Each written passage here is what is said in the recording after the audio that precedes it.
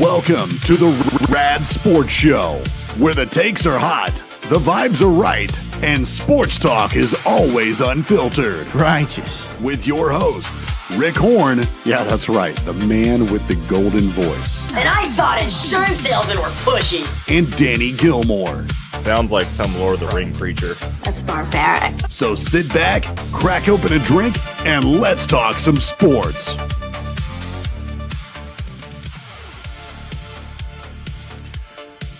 July 31st, 2026. Welcome to the Rad Sports Show. Rick Horn, Danny Gilmore, Adam Thompson, and now Keith Carver coming at you live on another glorious Friday evening. Super excited to have our buddy Keith here. For some of you super hardcore fans out there, may remember Keith from a previous show we did called the BAM Sports Show. Shout out to our buddies Blake and Adam. Miss you, fellas. And Keith was on that show with us. Blake and Ryan? Oh, yeah, Blake and Ryan. Sorry, what did I say? You said Adam. That's Adam. Oh, Adam. Yeah, Blake and Ryan. Blake and Ryan. Shout out to Blake and Ryan. But no, genuinely loved chopping it up with Keith on Friday night, so it's good to have him back. And SummerSlam is tomorrow evening, live at US Bank Stadium in Minneapolis. So we have just this man right down here to break that down with us tonight. We'll take a look at the AFC South, and that will be our last of the AFC for our divisional series before we head over to the NFC next week. Our predictions on how the division will shake out, some possible fantasy targets, and more on that here shortly. And as always, our weekly sports gambling segment, always a fan favorite. Hopefully Adam can actually turn a profit for the first time since joining the Rad Sports Show. But we'll see how it goes. So how are we feeling this week, fellas? Third time's a charm. Yeah. Feeling pretty good, Rick. And just a reminder to everyone listening to the show, if this video gets 100 likes, then Adam has agreed to release the rest of the Epstein files. That's a promise. Cross my heart. Lord. Good Lord almighty. Let's see who we got in here with the, looks like we already have some fans here joining us on the show. I didn't know Excalibur says, a hearty good unto thee, noble keepers of the Rad Sports Show. Thy kingdom thirst for thy glorious decrees. And Keith has a fan in here. Shannon says, Keith! I didn't know I had fans. Who knew? Yeah, you remember my brother Shannon. I do remember your brother Shannon. Yeah. You're a legend. Yeah, so what's going on, fellas? How was your week?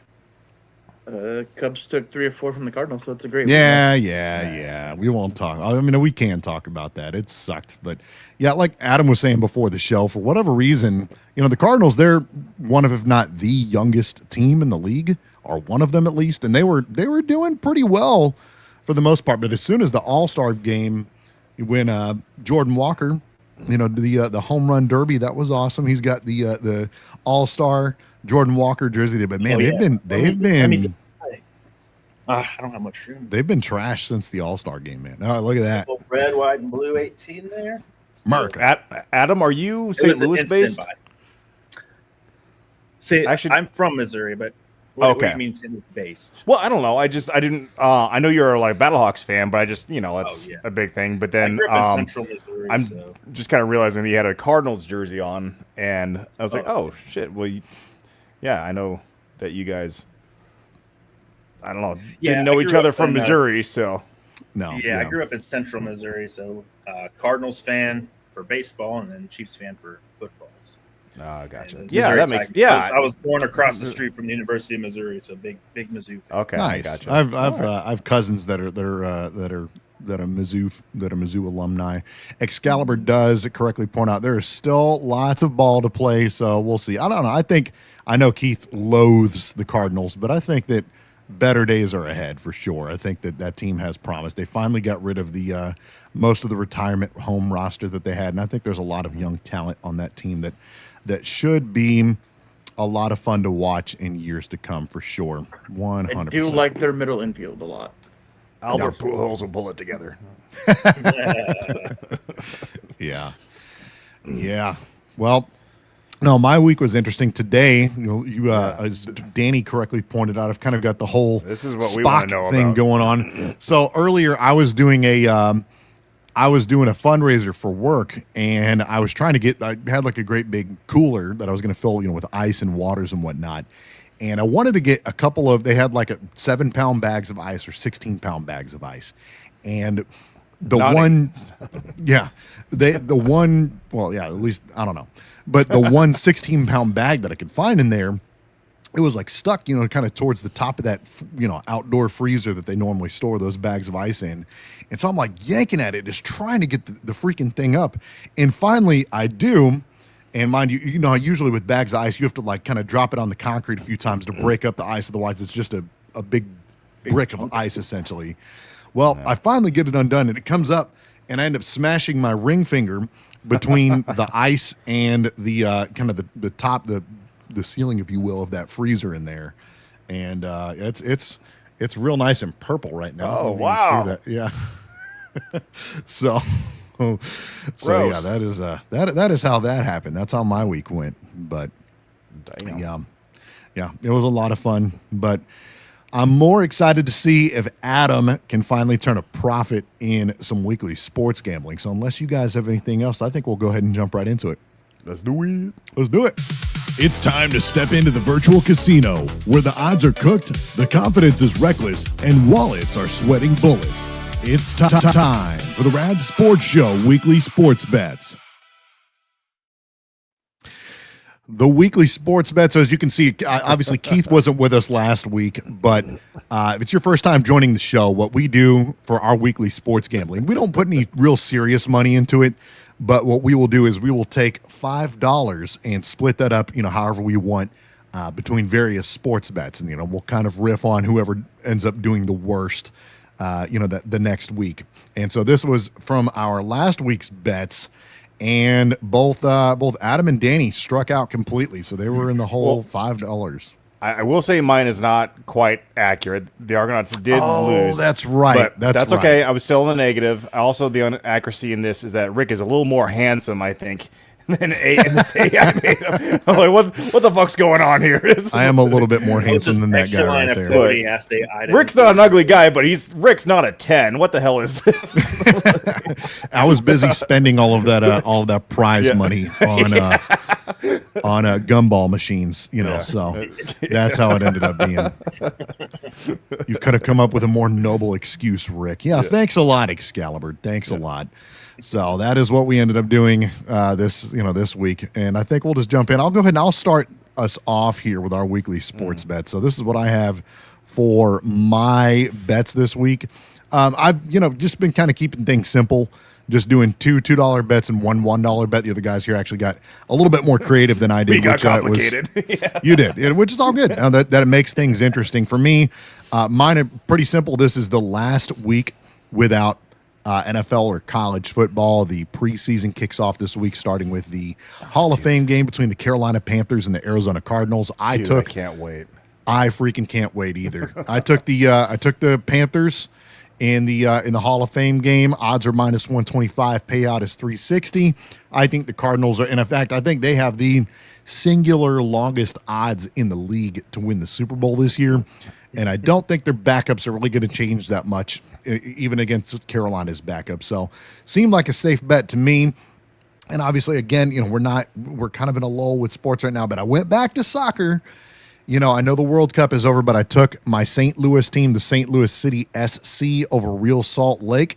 Odds for that was 105. Payout 410. And finally, got a little bit creative here. Caitlin Clark against the Portland Fire. They play, I believe, either tonight or tomorrow night.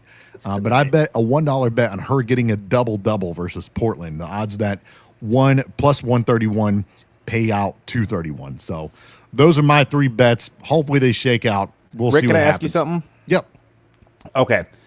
Being like co-host of a sports show, I should know this, but I don't really follow basketball. What's a double-double? I don't know what that is. So that just means that you get double dribble, like double, like the amount. Like let's say you can. It's multiple different things. Either you score 10 plus points, or you get 10 plus rebounds, or 10 plus assists. So as long as you get 10 or more in, multiple categories, that's a double-double. So like let's say digit stats twice. Right, double digit. Oh, okay. Right. Okay. And it can be any mixture of stats. Right. So a triple double is you get in three stats, Double you digits, get stats, double three. digits. Double digits. Right. Okay. Exactly. I got you. Exactly. Yeah, So when Shannon someone's said like- that I used that $1.75 to get myself some plastic surgery. Well, Shannon, you got a chance to win that Insurance $1.75 must for have coming covered up, the so we'll rest. talk about that later. Yep. But that is what I've got. And I think we'll kick things over to our good buddy Keith here. Now, Oh, God, unfortunately why? for Keith, I don't follow directions. I don't follow directions well. so he made some bets earlier in the week before the show started. So as you can see, Oh, that's why. two of his bets are in the red because they did not hit. But I still wanted to go ahead and put the actual payouts for them, what they would have been had they hit. But Keith, I'll send it over to you. I'll kind of let you talk about what you were thinking with these bets or any thoughts that you want to give. I mean, I took Angel Reese 13 plus rebounds because I figured she would just get 13 of her own rebounds because that's Yeah, her, that's what she her does. thing. That's her absolutely thing, right? She just gets 13 rebounds, her own rebounds. Apparently, I don't know. Yep. I don't know WNBA for nothing, but I know Angel Reese likes to get her own rebounds. So I figured that was fact. easy money. And then I just took the money line over Cubs over Cardinals on the one game they lost. Yeah. So lesson learned: Keith no longer bets on his teams. Never bet on your own teams. Apparently not. Yeah. I've learned my lesson. That's because we lost and we had it and then we lost it. It's whatever. Hey, I'm here for it. I did a 2-pick parlay for the NFL game. Carolina over is on a money line, and then over 36.5 points total. But and that's for 36.5 points, like combined score between the Cardinals and the Yes. Panthers, right? Because they Okay. both suck. So are they really gonna? And it's the backups of those teams that And suck. it's the backups. Yes. So Well, Dan the believes starters in the for the Cardinals, Cardinals- this year. Not the Cardinals, the Panthers. The Panthers. Yeah. The Panthers might be okay. The Cardinals will not. Yeah. I have faith in Jacoby Brissett a little bit. He Mm-hmm. showed some flashes last year, but I don't know who he's throwing to. Because Marvin apparently Harrison Jr. Nobody does. Trey That's their McBride. We're secret. not throwing to those guys this He week. he can't catch. So those are my 3, and I'm already $4 in the hole. So And I think And it'll be I- more of who does eventually Carson Beck end up throwing to this year. So that yes, Jacoby Brissett, he definitely had some games last year where he looked far better than Kyler Murray did, which is why they didn't rush him back from injury or at all. They didn't bring him back at all. Their They kind of offense just let him was gunsling humming. it there towards the end because they Yeah. weren't playing for anything and playing No. from behind. Yeah. And he got Sat himself back in. he got himself a bag. Well, if you want to call it a bag, I want to say I forget how much his contract is worth, but he got a decent little paycheck for it. So, That's why I'm a little low on Justin Jefferson this year. I want nothing. This is to the do best with quarterback Vikings Justin offense. Jefferson's had in a while. Since That's Darnold. true. Well, which you is know. sad. Who's that one guy that, I don't know, won the Zach Super Bowl Who's that one recently? guy? Yeah. Sam Darnold. Yeah, that one guy they got rid of after 14 wins. Oh yeah, No- Super Bowl Sam. champ. Nobody said the Vikings were a smart organization. The guy who lost money to go win the Super Bowl in California. you couldn't possibly right. Yeah, in the team then where he was playing before he went to Minnesota as the backup. Yeah. All right, Danny, we'll send it over to you. What you got? Well, I didn't realize that the first preseason game was happening until I saw Keith's bet, and I was like, "Why are you betting on the Cardinals? That's like 2 or 3 weeks away." And then I looked at a calendar and realized, "Holy shit! We're really close to that." So I'm the only guy who didn't bet on that game coming up. Keith, you'll like this. I'm taking the Cubs over the Yankees to win the series. I hate the Yankees. I hate the Yankees more than any other sports team. I hate them more than Dallas, Philadelphia, Kansas City. I hate them more than the Astros in our division. I hate the Yankees so much. They're just the ruiners of my childhood. I just remember being 11 and 12, and just every player I loved and around the league would just get boop, boop, boop, boop, picked up by them. So I decided, hey, Game you know one, what? So sorry. You dropped game 1. We dropped game 1. Sorry. We didn't even score. Oh, you son of a bitch. Okay, well, you made this even harder for me. So, Hell yeah, let's that keep looked- betting on the Cubs. there is a CFL game So going to the other side, I picked the Elks over the Rough Riders. I don't know anything about that. If there's a channel I can find where it's on, I might check it out. I've watched maybe like 3 Canadian games in my life. It's weird and silly, but It's very weird. But when there's no football on, hey, we can get football all the way through the year if I actually pay attention to the CFL. But man, some of the stuff is weird. What's going on here? I did something a little different this year or this week. I usually do what you see, like $2 on in a favored thing, $2 on one that's kind of close to being favored, and then I usually do $1. This time I split the dollar by 50 cents because the odds were a bit longer. So if I hit on them, I should do a little better. So who do I got here? Coward. I have. God, the writing's small. Blend Blackowitz over Navo. Yeah. You got this. Navajo Joe Sterling. Navajo Sterling. Navajo Sterling. Okay, that's one word. Jan Blachowicz versus Navajo Sterling, the former champion Jan Blachowicz. Yeah. And Daniel Rodriguez over Euros Medic. So, or did I say it right? There's some. I have no idea. There's some giggling in the classroom here. I'm trying to get that figured out. You nailed it. Okay, I nailed it. Okay, good. You try to So talk about it. That was payout a isn't way big, to but pronounce right, thank you. But for 50 cents, I don't know, might hit on one of them. We'll see. So we will see. We will see indeed. Yeah, I like that you split. I like the kind of the method behind the madness. I wasn't even thinking about you doing the longer odds with a smaller bet.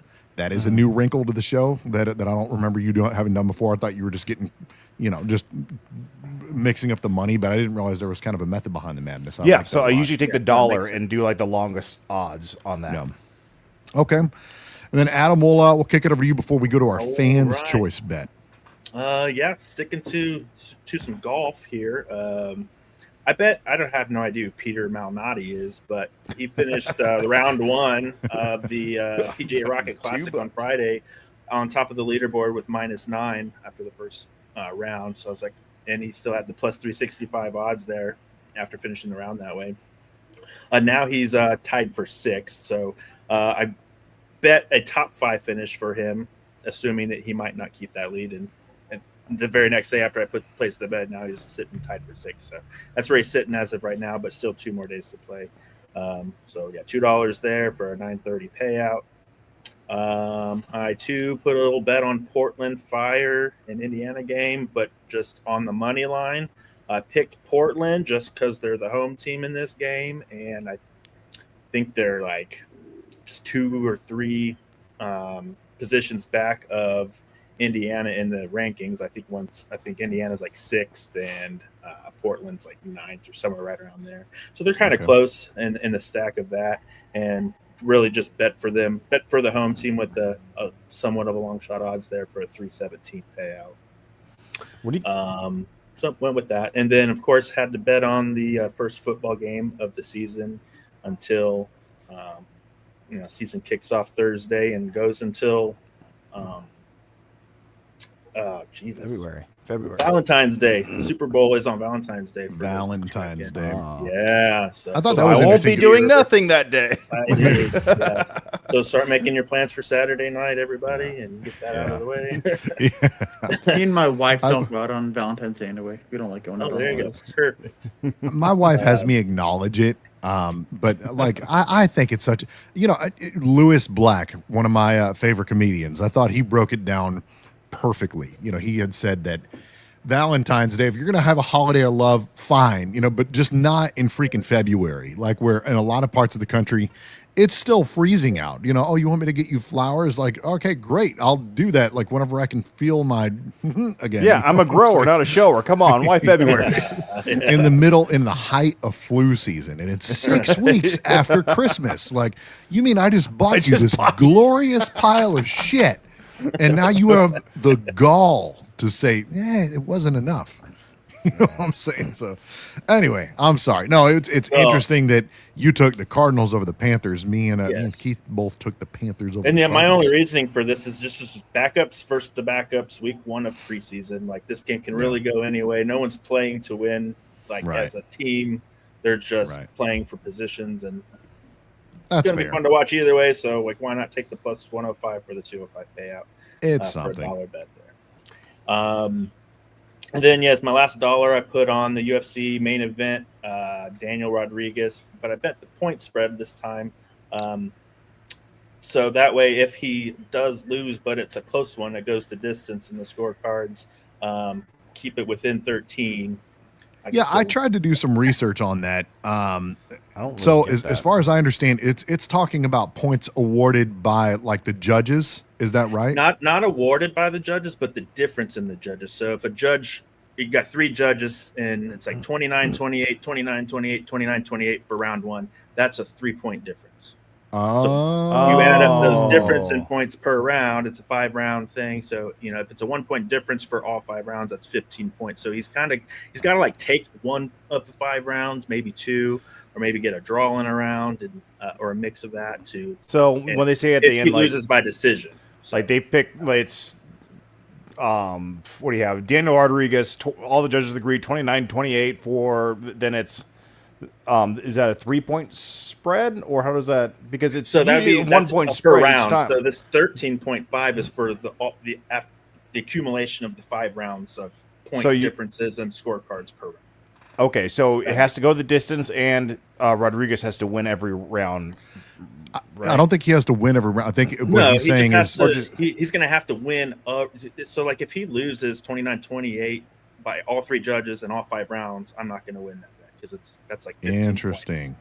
Interesting. Right? So Man, he's got to, if he loses by decision, Daniel Rodriguez loses by decision, but it's within a 13-point spread total over the 5 rounds, then I'll still win the payout.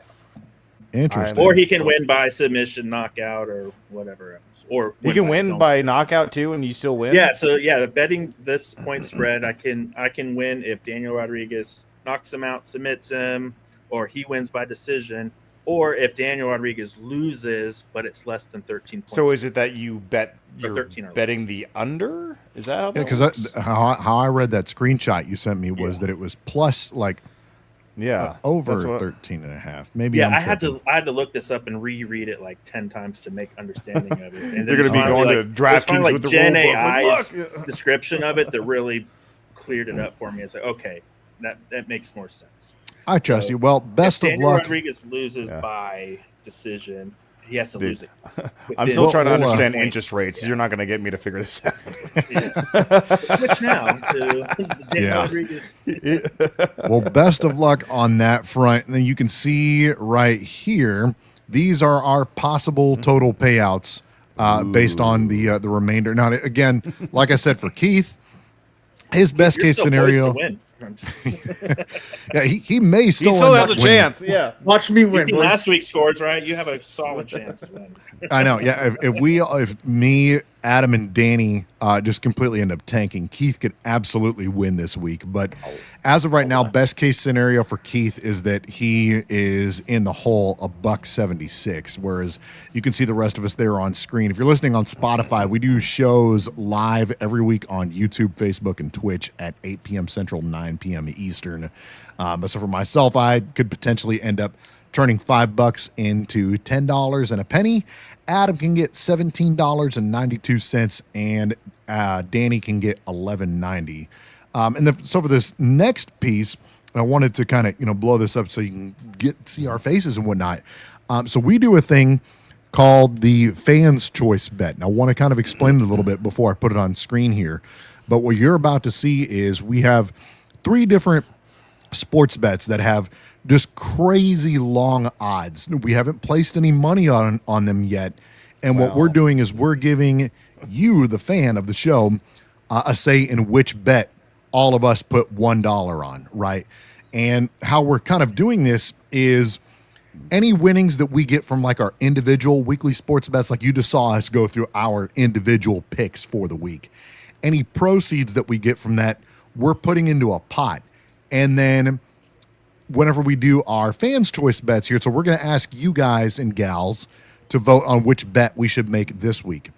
We will take whatever the majority is, and we will, all put a $1 bet on that pick, whatever you all end up voting on. if that bet hits, the collective proceeds from these bets, along with whatever pot has been building up, we will pick a random subscriber, whether you ended up voting for the winning pick or not. We'll pick a random subscriber and we'll give a prize to. We'll dish out that money to you as a gift. So that is to say, so like you see here, the first choice, Jackson Coivin, if he wins the Rocket Classic, well, a $1 bet, the payout for that with odds of plus 9,400 pays out $95. So if that ends up being the majority, multiply that $95 times, I guess, 4 now, since there's 4 of us here, if Keith decides that he wants to participate. If that bet hits, okay, cool. So you get that $95 plus 4, and then, the $1.75 that's currently in the pot right now. If it doesn't hit, we'll just keep adding incrementally, whatever our proceeds from our individual picks are to the pot, and you'll get the proceeds from this to from the fan choice bet whenever it hits. And there's two things on this. First thing is that you have to subscribe to the show. Yep. The second thing is you have to vote. I'm making a list of everyone who's voted. Once we figure it out, like who's voted, then I'll check it. I'll check it 3 times even. And when you vote, that puts you into the drawing if that bet pays off this week. Now, these are such long odds things. I assume this is going to be weeks and weeks before one finally hits, but you have to vote that week. So that means you have to come watch the show, have to subscribe, and you have to vote that week while the window is open. So we're going to leave it open for, I don't know, 5-10 minutes or whatever until we move on to the next segment. I don't know how long we're going to leave it open for, but if you're watching right now, there's a few of you. Vote 1, 2, or 3. You see them all right there, and I'll write your name down. And if the one that, how do you say it? The one that you vote for, we'll put $3 in, or we each put $1 in. And if that ends up winning, then we'll draw those names from a hat, and you might be the winner of $95, $19, or $57 plus times 3 or 4. Oh, times 3 plus the pot that keeps rolling over. Right. So you're also rooting for our bets to kick off also. Not just these ones, but the ones we just showed you. Because that could be potentially your money. Oh, looks like we already got our first vote. Excalibur says he'll go with 1. We'll just kind of quickly go through these. The first one here, again, if you're listening on Spotify. Shannon's got one too. Shannon votes for number 3. So if you're listening on Spotify, we've got all these different fans' choice bets here on the screen. Our first one being the PGA Jackson Coivin, which is Adam's golden boy from last week, to win the Rocket Classic. Again, those odds super long, plus 9,400. So a $1 bet, if that hits, would yield you $95. And then the second one tomorrow, this one is from Danny during UFC Fight Night. He's got Haley Cohen by submission over Nina Milosevic. The odds are plus 1,800. So a $1 bet would yield you $19. And then the final one, WNBA, I had put Angel Reese to get a triple-double against the Seattle Storm tomorrow. So that bet would, odds are plus 5,600. The payout would be $57. So again, while we've got this here on the screen, and you have to be subscribed to the show if you're going to win the prize here. So, and on that note, once we hit 100 subscribers, we'll be doing a pretty neat giveaway. So please share the show with your friends. Help us get our subscriber count up, and we'll be doing a giveaway once we hit 100 subscribers. So again, vote 1, 2, or 3 in the comments. Looks like our buddy Sean ended up voting for number 3. What's up, Sean? What's going on, man? Another guy that lives in our neighborhood. That's awesome. Hey.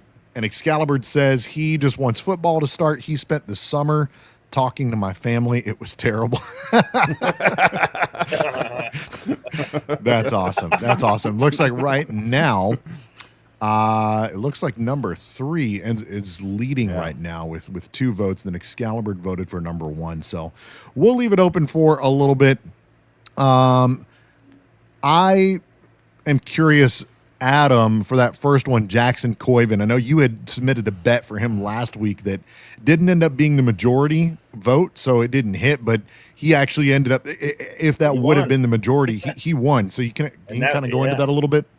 Yeah, so he was at a plus 8,600 last week when we made that. And that was after his first round, which he ended his first round at the 3M Open at -7 shots.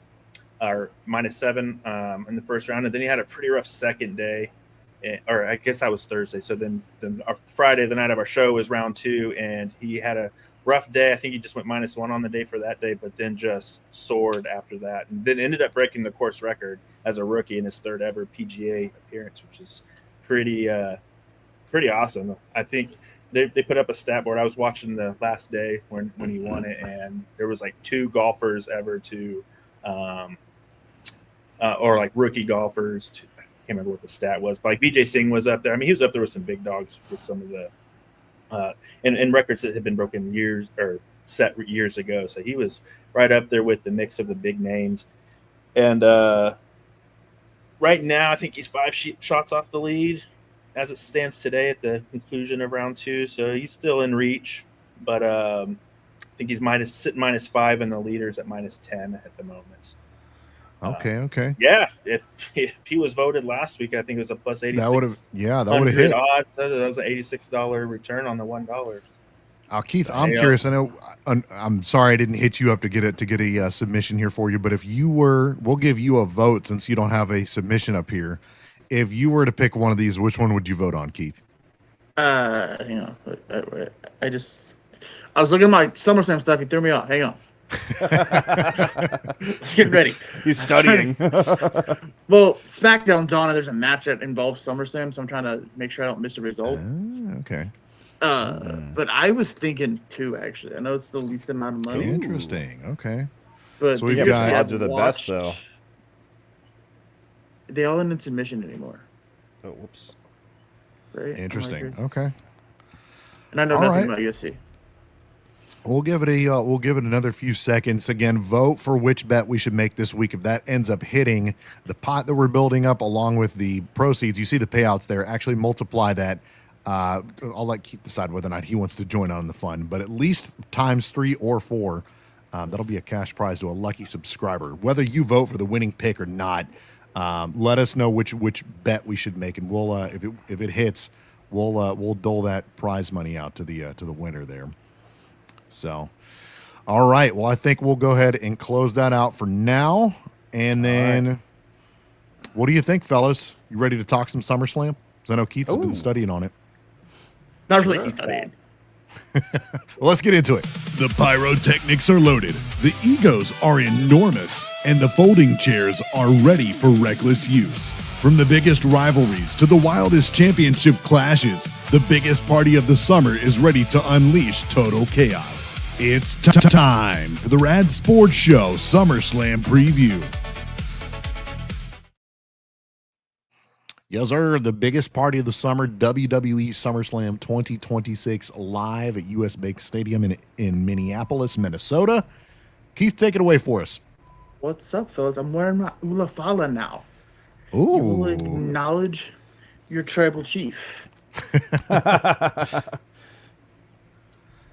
So, it is the SummerSlam main event this weekend. I'm kind of excited. More excited about this one than actually WrestleMania. There's some better matches. Yeah, I feel like there's better matches.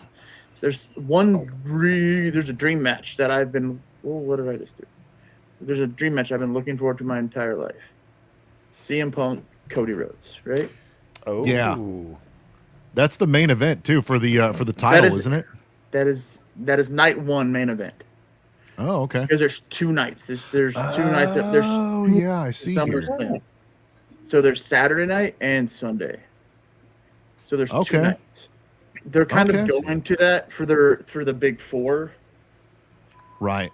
So like WrestleMania, SummerSlam, Survivor Series, which is now called War Games. Sure. War Games is so much fun. And then eventually they're probably going to go to Royal Rumble being a 2-night main event. Okay. I kind of want, because I know I'm jumping ahead. If Royal Rumble's 2 nights, then you can have the Women's Royal Rumble 1 night, and the men's the next night. Nice. When do they have the co-ed Royal Rumble? There's Just kidding. that's I'm in kidding. Danny's backyard. When are they every doing the first lingerie fights? That's what I miss them. So does Jerry yeah. the King Lawler. Yeah. Oh shit. The puppies. What was that movie forever ago? That was it Jim Carrey? Was it Man on the Moon? That where he had, or where he Andy was like Kaufman? playing Andy Kaufman? Yeah. Yeah. That's an underrated movie. I haven't seen Andy that in so Kaufman long. actually did that. Yeah. That's I a- know. That's a real just life did- feud. Yeah. Yeah. The documentary on that movie is bananas. Yeah. I just remember that that Jim Carrey just did a phenomenal job doing the Andy Kaufman role. Yes, he did. Yes, he did. Hey, I got a question. What's up? So I haven't been following WWE a whole lot. And I got a question about Cody Rhodes because this is going to be kind of the main event, like in like night one. Has he kind of become like the flagship of the WWE at this point? Kind of like, He is currently the flagship. Like okay, he's the face of that runs the place. Basically, him and Roman are the two like big faces, but Cody Rhodes has carried the company for probably a good 2 years now. yeah, Ever since he came back, so he's the big face. There's rumors he might be turning heel soon because his gimmick is getting super stale and people are getting angry. That's weird But- because I feel like he's one of the more original big stars right now. I mean, maybe I don't know. Maybe that's a completely outside perspective. It just seems like the way like everyone dresses, the hair and everything. They seem kind of similar. But just as an outside guy watching Cody Rhodes, like, oh, whoa, this looks very different and kind of cool. But I don't know. So I think that's You're something just that watching kind of it here stands and out. there. Yeah, he stands out. But you have to realize he's been doing the same gimmick for going on 2 to 3 years now, ever since he came back to WWE from when he went to AEW. And he was essentially running AEW. And then they kind of broke apart. He left. But when he came back, he was the big face of WWE. I got another question for you. What's up? Brock Lesnar. Yes. Is he getting close to retiring? I heard. I was just about to ask that. So WrestleMania. I don't know how much you guys paid attention to WrestleMania this year. He faked his retirement. He lost at WrestleMania to the guy he's facing. I think they're fighting Sunday. Is it Obafemi. Obafemi, yeah. Obafemi. No, they're fighting tomorrow. They're fighting Saturday in Hell in a Cell. Which, if you don't know what Hell in a Cell, it's a giant cage, and that's where feuds go to die. Undertaker and Mick Foley, yeah. Undertaker, Mick Foley, Yeah. One of the most classic matches. I remember that. Yeah, I do remember that. But yeah, Brock at WrestleMania literally took his shoes off in the middle of the ring, left his shoes and his gloves in the middle of the ring, and that usually signifies retirement. Yeah. Right. Just like in the UFC, whenever they put their gloves there on the because on the floor Brock there. wears the UFC gloves when he wrestles. Right. Okay. He still So what wears is that? So what was the storyline with Him coming leaving? back. Yeah, or even just saying to retire. Is there like was he really going to retire and got talked out of it, or was it part of a narrative? So rumor is that that was not scripted, and he just did it on the fly. And then WWE and TKO got really, really pissed. So he came back one random Monday night and attacked Obafemi, who he lost to at WrestleMania. Okay. And then they had a fight at the last pay-per-view, and Brock decimated him. Okay. Oh, interesting. Was so supposed to be like this a rubber Sat- match. Yeah. So that's what Hell in a Cell is. It's supposed to end the feud and destroy the feud and be like the last fight in the feud. Okay. So you're not supposed to be able to get in or out. It's just supposed to be you and the guy fighting and destroying each other. And these are two big dudes. Massive human beings. Obafemi's actually bigger than Brock. Which is crazy. Yeah. So You know, it should be. Should be interesting. What's interesting about this matchup is Obafemi won King of the Ring. King of the Ring, the King of the Ring winner is supposed to have a championship match at SummerSlam, which is this weekend. He gave up that opportunity, but he gave up that opportunity to fight Brock, to potentially retire Brock. How do you feel like as a fan when you hear something like that, where Obafemi, gets the opportunity to fight for the championship? Do you feel as a fan that you're robbed, or does this make it even more spicy for you that this is going to get in a Hell in a Cell match? To me, it ruined what the King of the Ring was supposed to be. That's what I was. Yeah. To me, because there's another match, because there's a King of the Ring and a King of the Ring and a Queen of the Ring, which the Queen of the Ring is Io Sky, and she's fighting for the championship. Yeah. On Saturday as well, against Liv Morgan. So I think it ruined it, and honestly, I thought somehow Brock was going to end up as the champion, and I definitely didn't want that because I'm a known Brock Lesnar hater. I don't like Brock Lesnar. I haven't for years. Blake, if you guys talk to Blake will attest that I do not like Brock Lesnar because I don't like how he just comes back and does whatever he wants and just gets a championship match. I hate when people do that. I've hated that for years. I am CM Punk. Okay. Even though he literally just did it. But yeah, I think it ruined the King of the Ring for me because he's supposed to have a championship match. Yeah, just seeing as someone who's kind of on the outside looking in, that's the way you described it. I would be a little like, oh, hey, wait a minute, that's kind of. You said it. I think best. It kind of desecrates what it's supposed to be. So now next year, someone wins King of the Ring, it's like, oh, maybe they'll fight for the championship. I don't know. Yeah. And you said he gave it up for this match, or was he forced to? No, he willingly gave it up. Like I won't, because Brock kept attacking him on the live shows of Monday Night Raws and SmackDowns. So he's like, I'll give it up just to fight him. I don't care anymore. I will fight him. So in terms of what's scripted and not scripted, because I know it's it's fake and it's not fake, and fake's probably not the right word of it. It's it's scripted fighting, I guess. But it's still, the championship still means a ton to the guys who get it, because it's something that it's a dream that they've had since they're children. So I'm just kind of curious, and more I'm seeing interviews with like the wrestlers and stuff behind the scenes, pretty recent after matches and stuff. Not always right away, but relative. Because when I was growing up, the only time I ever saw them out of character was like the episode, like Wednesday, the day after 9/11, is when they were each doing interviews like out of character. That's the only time I ever saw it. For someone like what's his name, Oberyn? Obafemi, sorry. I thought you were talking about Alistair Overeem. I know. I was like, I know it's wrong, but I think Overeem is what's coming to my mind. But for him to get a chance, or at least even having a championship match, whether he wins it or not, that still seems like a huge deal. And so if he gets in, are these guys, hey, I got that, I'm getting the respect, and then they get the script from Triple H or whoever, and they see that, oh, actually, no, you're not. We're going to do this thing with Brock Lesnar. Is it just a kick in the nuts, or is this? At the end of the day, it's a business. At the end of the day, it's still a business. Yeah. And Triple H and TKO owns both UFC and WWE, in case you didn't know.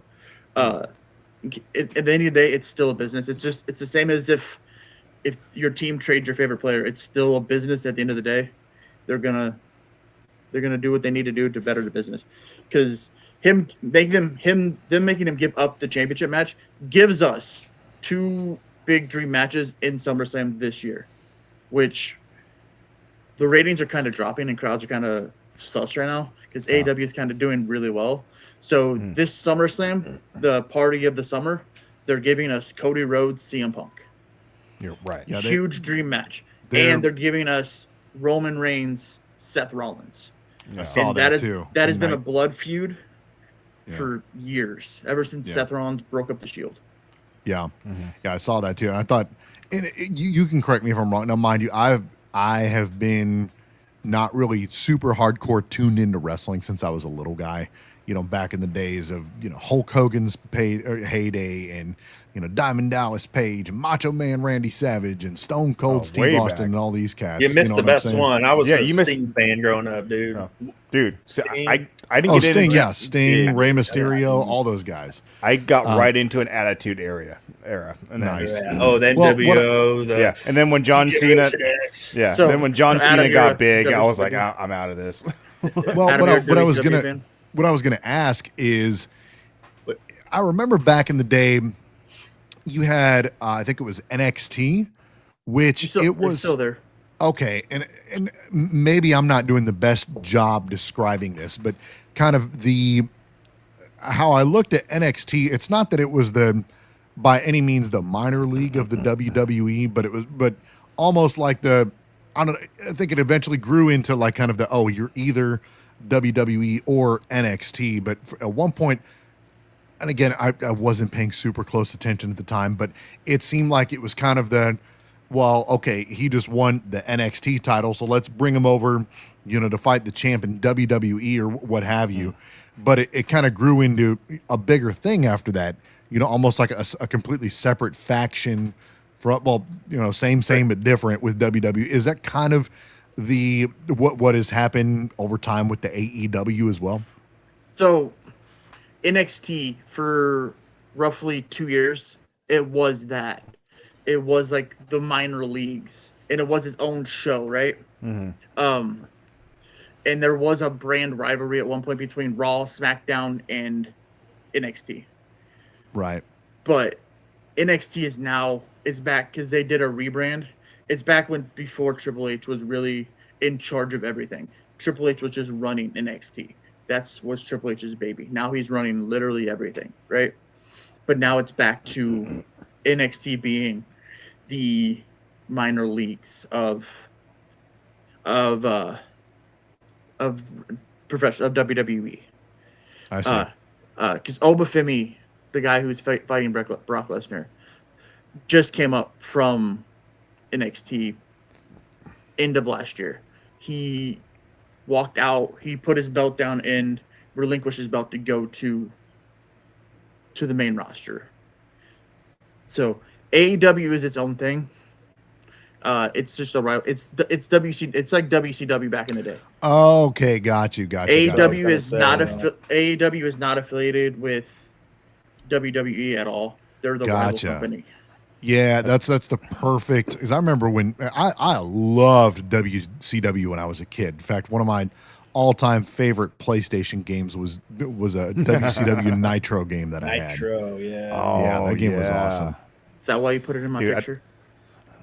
Maybe. Dude, I tell you what. So, one of my absolute favorite things to go do, and I did this on a whim one time by myself, is going to a local wrestling event, like at the Elks Club kind of thing. Right. I went to one. There was like maybe 50 people there that showed up, and it's all like folding chairs and everything.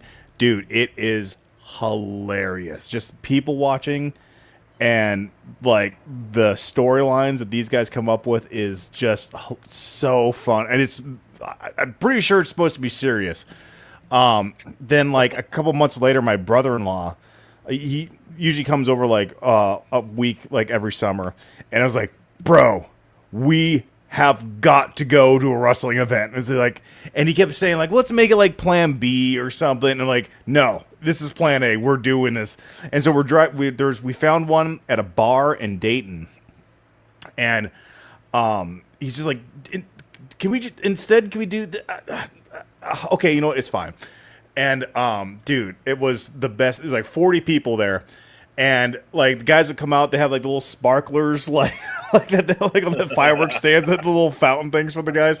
And it starts out, it's like these, like some of these wrestlers look like they're 18, and it's like these three guys come out on the microphone, and it's like, as you know, our grandmother who raised us died last year in the fire, and I know for a fact that it was your friend who set the fire. He's like, why would you say that to him? He's my best friend. Why you're so, like, no, you're talking about it. It's like, well, I'll see you next week on, Dayton Slam or whatever it is. And dude, it just got like, it's so funny. And then you always start out with the smaller guys who like you can tell they're kind of new to it. They're like, they'll do something. Start. Wait, were you going to do something? Oh no, okay. And then you'll flip them over, blah blah blah. And then and you're just laughing at the storylines. There's always a heel and a good guy. But then as you go to like the last like 3 matches, I was like, holy shit, these guys are like good, like really really good. And yeah, dude, and then it goes from, like, you're kind of laughing at them a little bit to, like, holy shit, this is actually, like, super entertaining just on its own. So, if you guys ever find a local thing, you have got to go. It is so much fun. And there's a bunch here in the DC area. I see them on, like, BetTix all the time. Dude, we should go. Yeah, I think we should. It's literally almost on a weekly basis, the tickets. Dude, you have to. Oh, there was another one where it was like, afterwards, Joe, Rick, I don't know if you met Joe, like my brother-in-law. I don't think so, no. But so afterwards, he was like hooked. Like, this is so. Anytime we get together, we're like, we gotta find one. And we went to one at like a county fair, and it's like it's like Mr. America or whatever, and it's this guy. These guys are like 70 or 80 years old. They were so old. And so he's got the American flag, he's got the American mask, he comes out there and he's doing this thing. And then the 2 guys he's fighting is like, one is like the Taliban, like he comes out like wearing like the turban, he's got a big flag that's just a camel, and then the other guy who comes in is like just a Soviet, like all communist and everything. It's just like so funny. I was like, wow. I'll tell you what, actually, before I kind of get into my spiel, I'll go back to the comments here. So, Excalibur says he goes back to the Von Erichs, Harley Chase, the Animal. I remember the Animal. Jimmy Fly, Snuka, period, etc. And he also says, can't forget to mention Andre the Giant. Sean says NXT was the up-and-comers getting their first shot before Raw got put on Netflix. It was way to put wrestling out to more fans than just SmackDown. Different stories to build on. And he also says AEW is the guys who got let go by WWE and now go other places like Jax. And then Matt B50 says Stash Reg's alive and well. He's talking about our good buddy Adam there, who has the mustache that says, I'm not allowed within 50 yards of a school.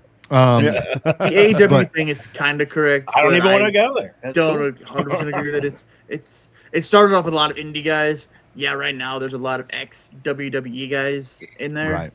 But there was a lot of indie guys that, like, launched that place. Like, Cody Rhodes and Chris Jericho are the 2 that... And Dean Ambrose, who's now Jon Moxley. Okay. Are the 3 guys that really probably launched AEW into what it is now. With a bunch of indie guys. Oh, the only thing I was going to say is I've only ever been to one wrestling... Well, they had, like, some type of, like... Whenever I was living in San Diego, there was a little, I don't know, county fair thing or whatever, some type of like festival happening downtown, and they had some, kind of like smaller wrestling show that, kind of did their thing there. But the one like, hey, I'm going to a wrestling show event I've ever been to was right before I left Jacksonville, my previous city that I lived in. Right before we left there was a midget wrestling event. I remember you went there. And Adam, I'm sure you remember over at. So Jacksonville's really cool. I honestly think it is a very underrated place to live if you're a sports fan, because you'll have the Jaguar Stadium. Right across the street from that, you have the ballpark where the AAA baseball team plays, and then right across the street from that is the ViStar Arena, where they have a arena football team and like a minor league hockey. Hockey and basketball too. Oh, I didn't know about basketball. That's cool. Yeah. But anyway, right next door to that arena, they have this bar that's called That Bar at the Arena. And my last day at work, before we left to move up here, there was a midget wrestling show, and I was hitting at my buddies. I was like, dude, this midget wrestling event is happening like my last day at work. Like, what better Duval way than to go out than a midget wrestling event at That Bar at the Arena? And it was complete schlock. Like this is not like this bar has like this massive like it's not a big bar at all. Like literally their little outdoor patio area, they had a ring for these, for the wrestlers that was probably no bigger than maybe like a king size bed, although very much lower to the ground. And they would have like premium seats, which was just 2 rows of folding chairs that were ringside seats. And then everybody else, you could pay, like $10, to get admission to the show. Although because it was outside, if you were standing on the property line of ViStar Arena, you could have easily just watched for free. But man, I will tell you, that was the most hilarious, most Duval thing that I ever got to go to. It was great. It was a lot of fun. Definitely looking forward to seeing the outcome of some of these matchups for SummerSlam. I didn't know it was a 2-night thing, so that's honestly really, really cool. I may have to actually. Is that a pay-per-view thing, Keith? You can stream if you have like ESPN Plus or like Disney Plus. You just watch it there. That's where I watch it. Scott Albert says, I think the correct term now is little people wrestling. They call it midget wrestling. They call it midget wrestling. Well, the one I went to, they called it micro wrestling. I don't care. Yeah, I've seen that. I still call it midget wrestling. If I get canceled, then so be it. But I mean, no harm by it. It's, just it is what it is. But that is some quick predictions before you end, Rick. Sure, go ahead. I didn't mean to cut you off, but I'm sorry. No. Please go ahead. So there's 6 matches a night. I'm gonna just run through them real quick, okay? Sure. I got Punk beating Cody and Cody turning heel. I got Oba defeating Brock. I got Io taking out Liv, but I love Liv Morgan. It's gonna kill me. Then there's Gunther versus Rick Aldis. It's actually the GM of. I didn't do it. Nick Aldis. Nick Aldis I was gonna say he's the GM of SmackDown. Oh, okay. Currently, they're fighting. I'm gonna take Nick Aldis, actually, believe it or not. And then, what's up? Oh, I had a picture from when I went to Midget Wrestling. I was trying to upload it, but I couldn't figure it out. So I was like, what was all the subject? I was trying to get it up there, and then it's like, oh, you have to remove something from the stage. Like, this is too complicated. Let's move on. The other 2 matches I don't care about on Saturday, so I'm not even going to touch on them because they're stupid and they're just filler matches. Sunday night, I'm gonna take Roman to retain. Because Seth has never beat him, and I don't think he's going to beat him now.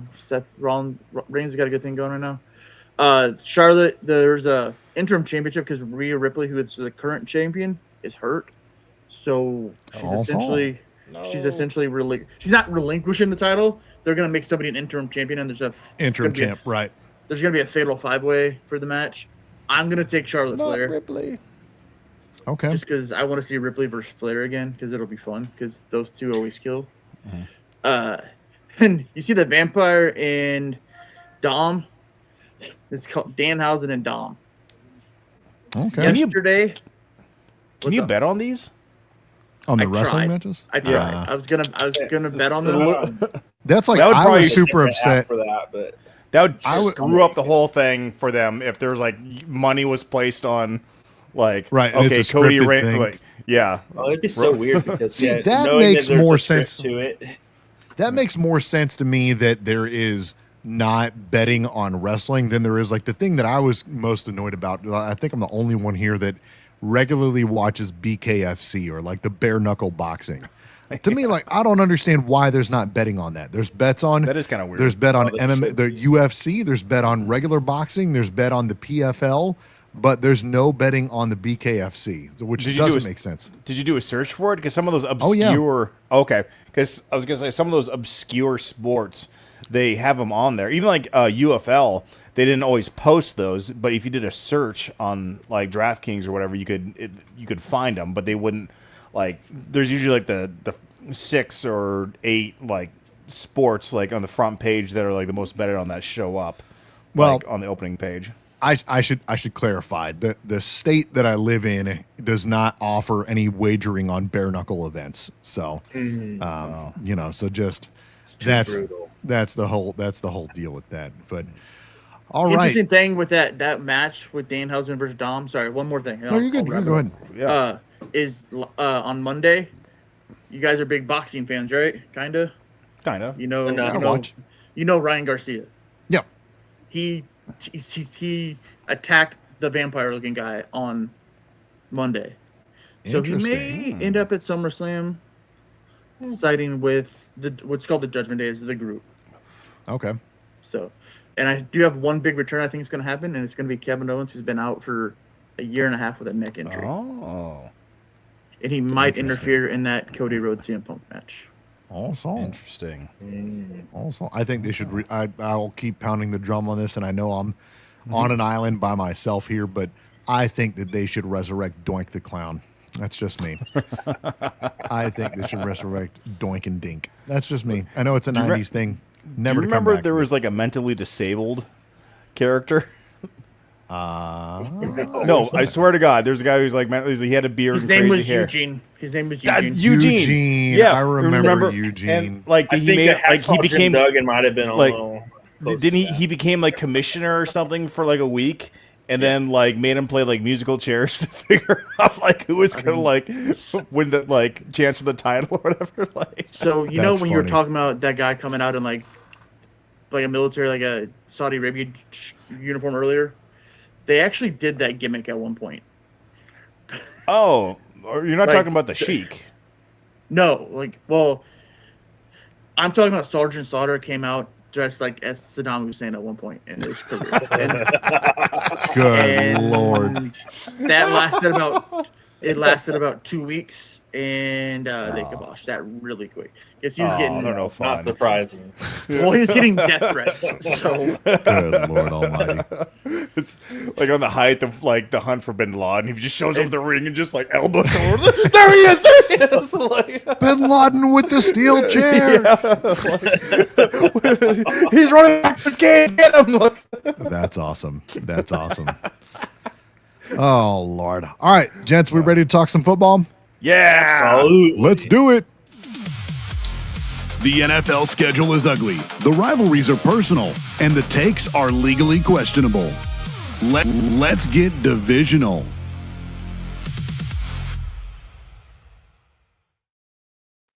All right, so the final of our AFC divisions in our NFL divisional series. And real quick aside to that, so we will start with the NFC next week. However, for those of you that are in our fantasy football league, know that we will be having our draft Powerball lottery to determine draft position on the 21st. So that only really leaves us 2 weeks in between to go over the NFC. So we will probably just cover 2 NFC divisions each of those 2 weeks leading up to that. But for now, we'll kind of keep things consistent with the AFC South. You can see here on your screen, the Jags ended up winning the division last year. Duval, shout out to all my Duval people. Won the division with a record of 13-4, lost in the AFC wild card round at home to the Bills. And I remember I was super pissed. I was both happy because the Jags are like my second NFL team. But I was both happy and pissed that they were hosting a playoff game because we tried to do a showing of our house that our buddy Xavier Duval. What's up, X-Man? How you doing? Good to see you. Long time no see. But they lost at home to the Bills. And I remember we tried to have like a showing at our house, which we had scheduled before we knew that the Jags are going to be hosting a playoff game. Anyway, neither here nor there. In second, you had the Texans at 12-5. They advanced to the divisional round and lost there. I forget who they played in the divisional round. Maybe was it it had to have been the Broncos, the Bills, I guess. But anyhow, and then you had the Phillip Rivers return for the Indianapolis Colts. God love them.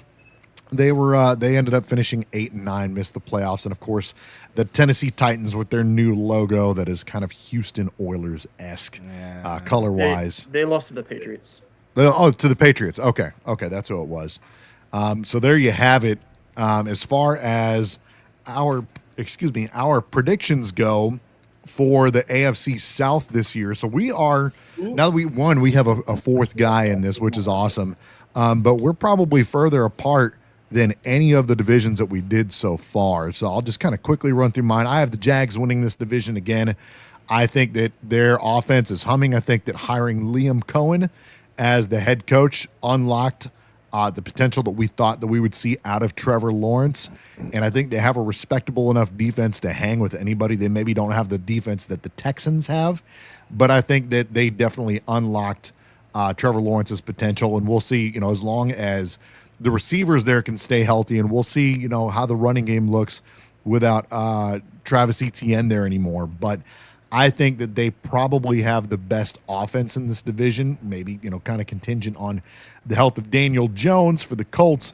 But I think they have the best offense and a solid enough defense. And then for the Texans, they have one of the top 3 defenses in the league. So as long as C.J. Stroud can be competent, I think that they could take on anybody.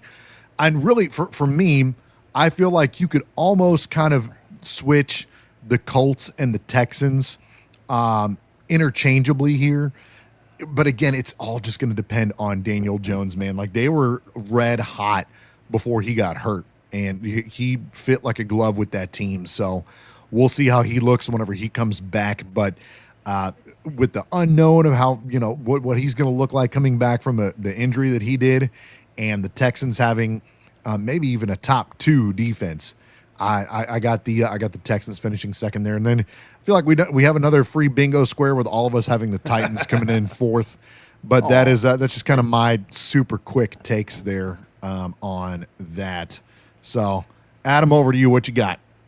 Yeah, I went with the Texans this time, and they were only 1 game back from the Jags last season with, I believe, the number 2 defense overall, only behind Seattle last season. They were first in yards allowed and second in points allowed, and they were second to, again, the Seahawks there. And they made no drastic defensive moves this offseason. All they did was add depth everywhere. So D-line, and a couple of edge rushers, and they signed Reed Blankenship. And again, they lost nothing off of their defense this year. They've only added depth. That defense is poised to be the number 1 defense, in my opinion. That's really my biggest argument for putting them at the number 1 spot this year. Along with the addition on the offensive side of the ball, David Montgomery joining that team, and with Woody Marks as that change of pace kind of guy. I like that. I like that move for them to get Monty. Yeah, that's money. So they can actually be a little bit of a run first team and take some pressure off of Stroud. And then they also signed Braden Smith on the O-line to a 2-year deal, along with Wyatt Teller. So adding Braden Smith's a big name for the line, and just adding some more depth pieces there. Being a 13-5 team and no major losses on either side of the ball, and only improving it in depth spots like that, I don't see them being worse than 13 or what were they, 12-5 last season. Okay. So I see them going up. I think not to interject, 13-4 or maybe somewhere around. Sure. And I don't mean to interrupt. The only thing I'll say is I think the Texans will go as far as C.J. Stroud will take them, because his rookie year, he looked phenomenal. These last couple of years, he's kind of been garbage. So not really sure what happened there, but maybe having, and I know they had one of the weaker O-lines and not really much of it. I mean, Woody Marks performed admirably, but outside of him, you really didn't have a threat with running. So because who was their other supposed to be starter last year? It was Nick Chubb. Got hurt early up. Yeah, Chubb. Right. A back end of his career, Chubb didn't help out much there. So that part of it kind of gave him a one-dimensional offense and put it all on Stroud's shoulders. So having David Montgomery there, it's going to help relieve that off of him. And then in addition to that, just looking at their schedule, they have the 7th easiest schedule of the NFL this year. Only 6 of their games are against 2025 playoff opponents. That defense and looking at their schedule, that's my biggest reason for putting them in that number 1 spot.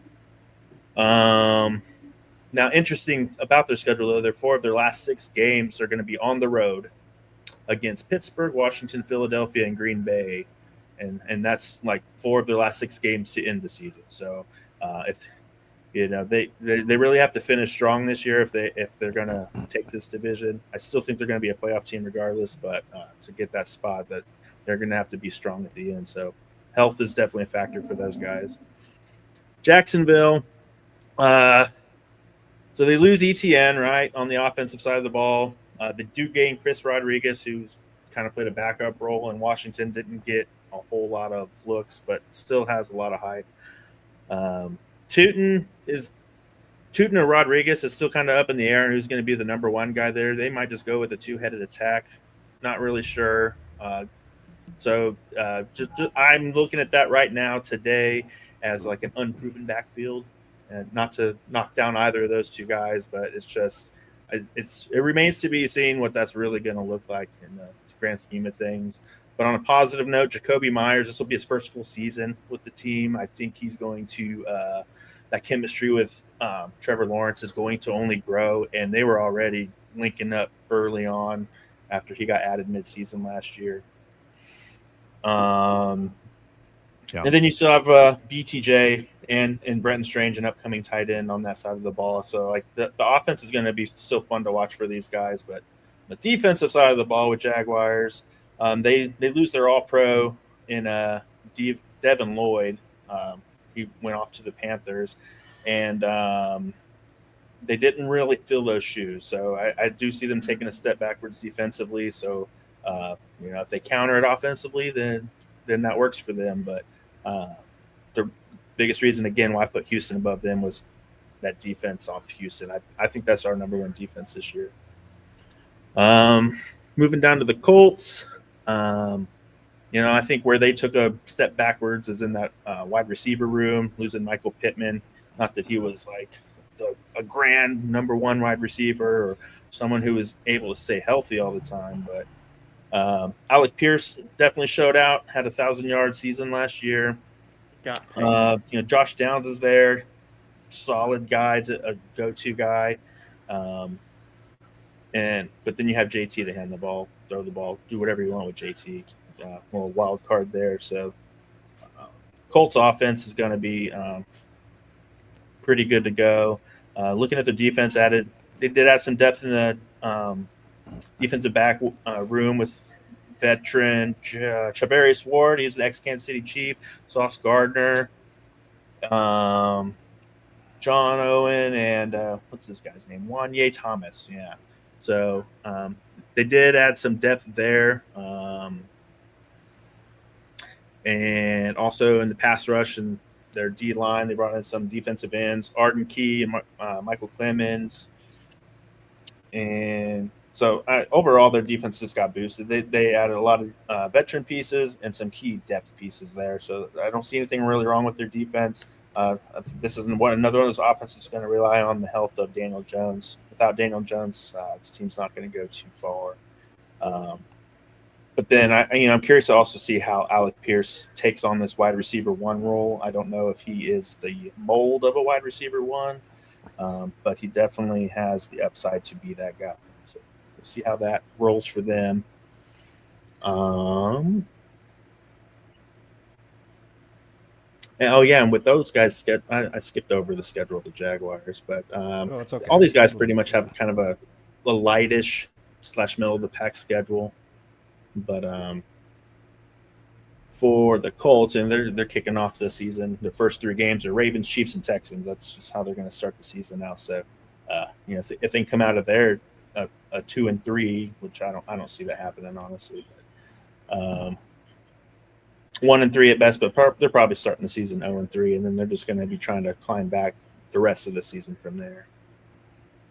Titans, they're trying. My argument is kind of similar to them with our Cleveland Browns analysis. They're kind of a team can't sleep on, upset potential for sure, but they're still the Titans. Just like the Browns are still the Browns. Yep. But they did add Wan'Dale Robinson, solid dude, 4-year, $70 million deal, along with this rookie Carnell Tate, and they still got Calvin Ridley sitting on the squad. So they have a pretty stout wide receiver room.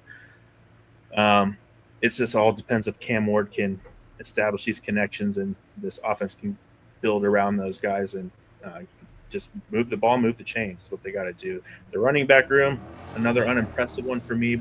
Pollard is just still like a consistent guy, but not your production guy that you really want to see in an RB1. And then he's got Tajay Spears, he's just always had lingering knee issues. It's like bone on bone for his knee joints. They did pick up this rookie out of Penn State, I think it's Nick or Nate Singleton. Can't remember the dude's name. But he had a pretty impressive college career. But another guy who could find himself with this running back 1 and 2 situation, I think he could find himself at some point seeing some touches at least. Right on. Defensive side of the ball, they lose L'Jarius Sneed, comes back to Kansas City, which I'm super stoked about. But he actually spent most of his time there on a fat paycheck, injured, so not doing a whole lot for them anyways. But yeah, they didn't really make any huge splash, loss or gains on the defensive side of the ball, so that's why I pretty much justify them being in that last spot of the AFC South. But that's my analysis. Sorry for the ramble. Right on. I'm going to run through some of these comments. We're starting to build up a little bit here. First up, we got my cousin Vinny, Vinny DJ Joel 8748, Josh Allen. I wonder if he's talking about like the Jags defensive player Josh Allen. Most likely the one that matters. Josh Hines Allen. I don't know. Might just be, hey man, we want to talk about Josh. I don't mind talking about the Bills a little bit. Yeah, they just want to squeeze that in here. That's a guy I work with who's an avid Josh Allen. If there's one guy who's a bigger fan of his quarterback than I am of Mahomes, it's this guy over Josh Allen. So. Excalibur says, I can't wait for the fantasy football so I can manage a bunch of millionaires who don't know that I exist while running my marriage and my Sunday over a third string running back with a sprained ankle. I'm right with you there. I don't know all these guys' names. Is this Xavier? Yep. Okay. 100% on the CJ Stroud's litter, the X Factor. And we're going to talk about, we're about to talk to about the Colts here. Also want to bring up this, already brought this guy up over the Jags taking it. John Goodwin might be an alias for John Goodman. Johnny boy. That's maybe. Hey, Johnny boy. It is. Jags this is John Goodman. I loved you in The Big Lebowski. Loved you on Roseanne. Right. It's a fucking knob. He's trying here. Marking a zero, Donnie. Also, Xavier did say that he says that a healthy Danny Dimes, he has the Colts winning that. So yeah, healthy Danny Dimes makes a competitive Colts team. Yes, and that is why I actually picked the Colts as number 1. And they had, I think, if I remember right, I think their O-line had some injuries too that sent them back. Besides Danny Dimes getting hurt. It seems weird to look back at the first half of the season on the Colts, but I mean, if you guys remember, the Colts were a freaking powerhouse for the first half of the season. They were the boogeyman. They had probably, at the time, they had like the best offense running. So it is a little weird to see them as going number 1 overall, but I think they got a real chance to do that. And here's my big prediction for this whole division. I think this division, it's been a bad division for years, but I think this year they will be the same equivalent as the NFC West and the NFC North. My prediction is the Colts, the Jags, and the Texans will all go to the playoffs. So that's my big spicy pick. So honestly, I could have taken the first 3 of these, and I could have had them either, Jags winning, then Colts, Texans, whatever. But I predict all 3 of these will go. And I think the rest of us are kind of maybe in that same page too, just because we're all over the place on these picks here, except for the Titans, obviously. But I do think the Titans they're gonna step up. I think to the degree they step up, I don't know. I don't think it's going to be enough to beat these 3 powerhouses right here. So, I'm not going to go through each of these teams, but I just think that the top 3, Colts, Jaguars, and Texans, I think they're all big playoff teams. So we'll see going forward into this season, but that's where I got my picks. But I think it seems like the divisions never are like just a repeat, very rarely of a repeat of the last year. So I did want to mix it up a little bit from the previous year. So went a little bold, went Colts first, then the Jags, Texans, and then obviously the Titans. So and Danny, I got a quick question for you. Proceed. 2 weeks ago when we did AFC West, I think we all kind of agreed that the Chargers, Broncos, and Chiefs would all three make the playoffs. So Broncos, yeah. Oh, yeah. Broncos, There's not room Chargers, for all Chiefs. those, huh? We did talk about it. So if you think that these three AFC South teams make it, which of the AFC West teams don't? How many teams go? How many wild cards are there? 3 wild cards? I think there's three. There's 3. Yeah, because there's 3 wild card games, and then the and then the 1 bye. I'll say the Am Chiefs. I right on that? Oh, I hate you guys. I don't know why I asked that question. Yeah. Moving on. Keith, what do you got, buddy? Me? Honestly, these top 2 teams can honestly interchange, and it all depends on it. Literally, all depends on one thing for each team, and I think we all agree it's quarterback play. Yeah, yeah. If we get Trevor Lawrence from last year, and BTJ comes back from his sophomore slump that he obviously had last year, it's going to be the Jags by a mile. That's exactly how I feel. And I trust Tootin. I think Tootin's going to be the clear number 1 there. He's one of my fantasy guys. I didn't say that out loud. Nobody heard that. Stay away from him. That's the thing about the show when we're talking about fantasy football is that everyone knows who we like when you come on here and you talk about fantasy football. Bro, so there's no secrets. No, we're not. If you're faking it, you gotta get out of here. Whatever. So he's gonna pick up Chris Rodriguez and throw up 2 middle fingers. Yeah. Gotcha. Yeah. Yes. Or in my case, 1 middle finger and I got 3 fingers here. Yeah. You can throw 2 of your middle fingers on one hand. Yeah. I based my top 3 because obviously the Titans are finishing last. They're too young. Their defense is terrible. Maybe in a couple years they'll be okay. Right now they suck. They're not going to be good for a couple years. Yeah, The one thing I'll say about the Titans too is, man, like poor Robert Saleh. Like he was a phenomenal defensive coordinator for the Niners before he got the Jets job, but then just took over that, where coaches and quarterbacks go to die job up there with the Jets. And now he's getting, mind you, he's got a younger team now, but he's going to another, kind of bottom feeder team, for his second tenure as a head coach. So, man. I just lost my camera. I don't know what happened. No, I was like, Keith, you're gone. Keith, you're gone. I don't know what happened. Oh, well, you can be naked now if you want. No, I picked my 3 in that order on trust of quarterback. I know you can't see me nor. So I trust T-Law over Danny, and then I don't trust CJ Stroud. I actually kind of trust Cam Ward more than I trust CJ Stroud. But don't you think the Texans have a little bit, because of their defense, that kind of makes their team a powerhouse? And if CJ Stroud can at least be normal, then I feel like they've got a chance to still be an elite team. Yeah, but then I trust Jonathan Taylor more than I trust David Montgomery. Okay. Yeah. That's fair. Right on. I'm back, huh? Hey! Hey, your clothes are still on. Oh, shucks.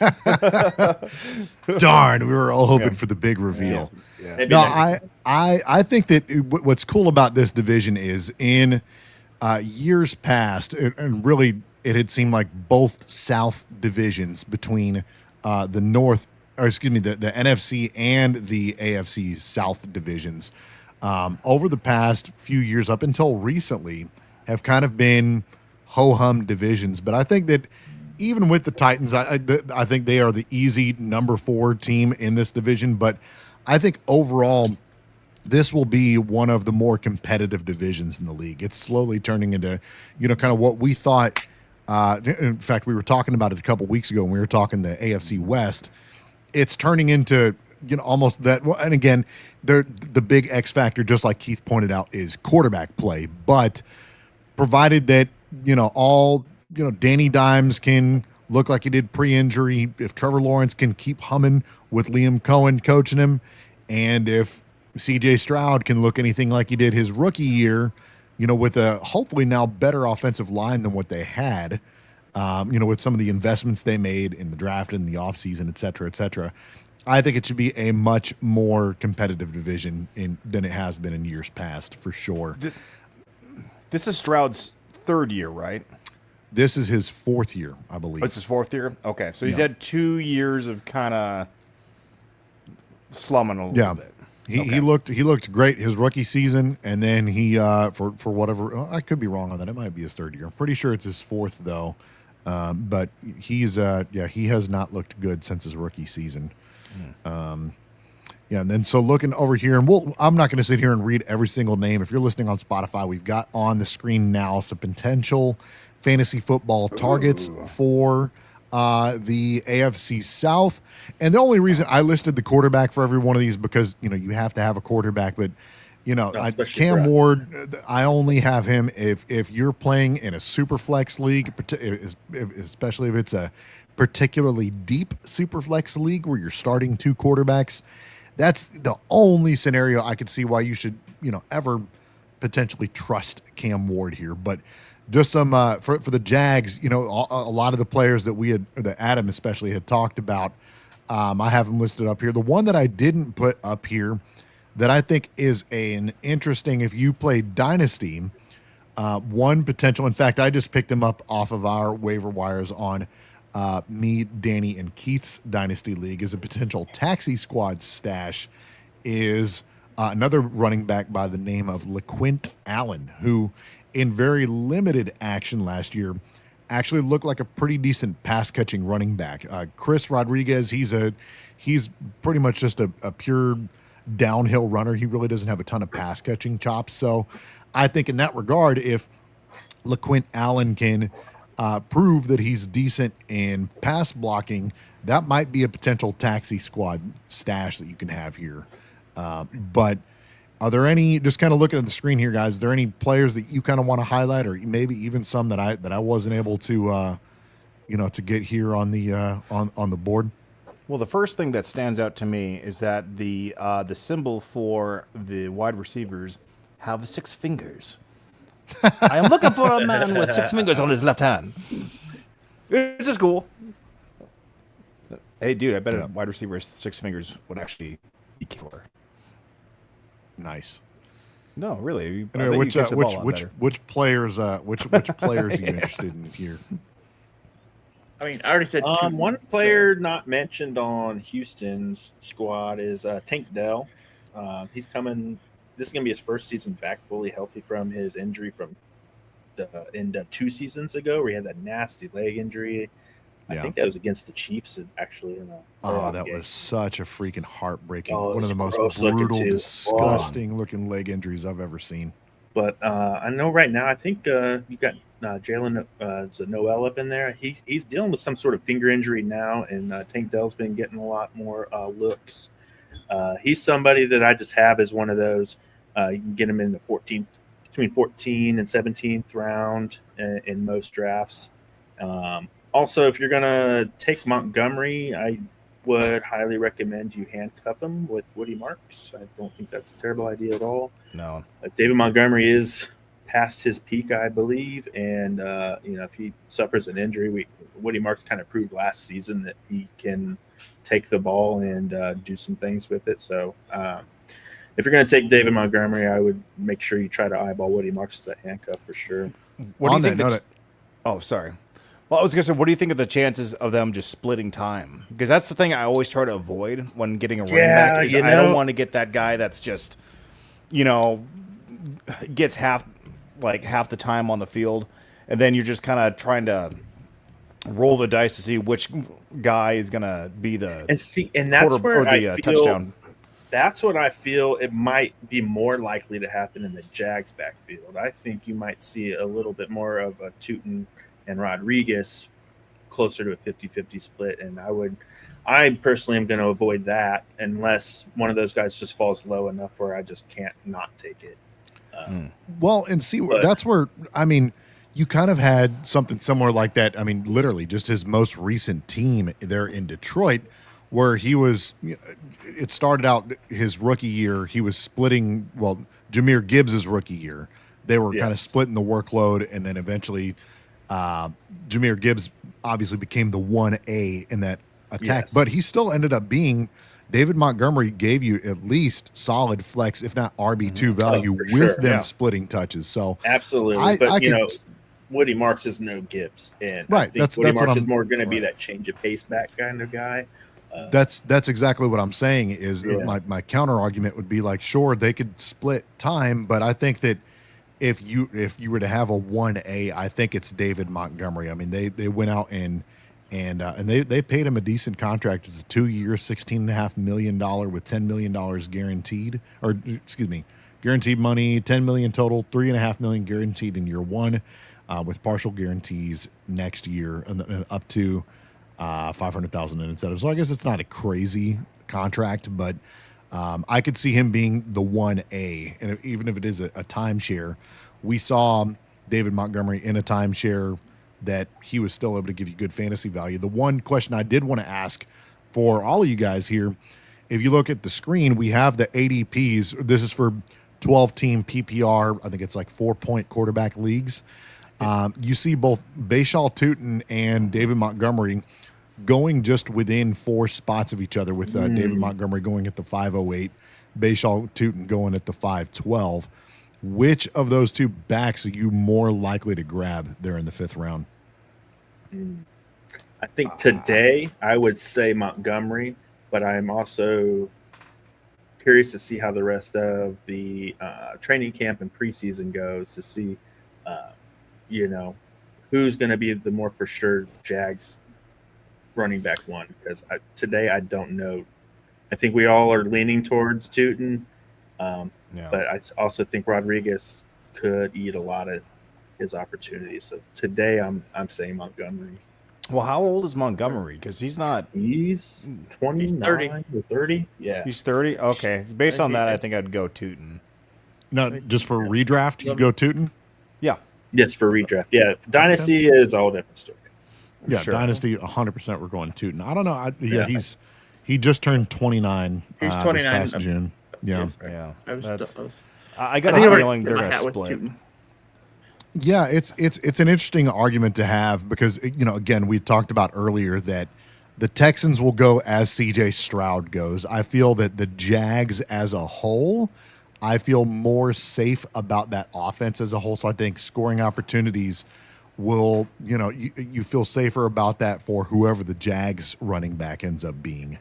But with the additions that the Texans made on their O-line, and they still have a freaking amazing defense.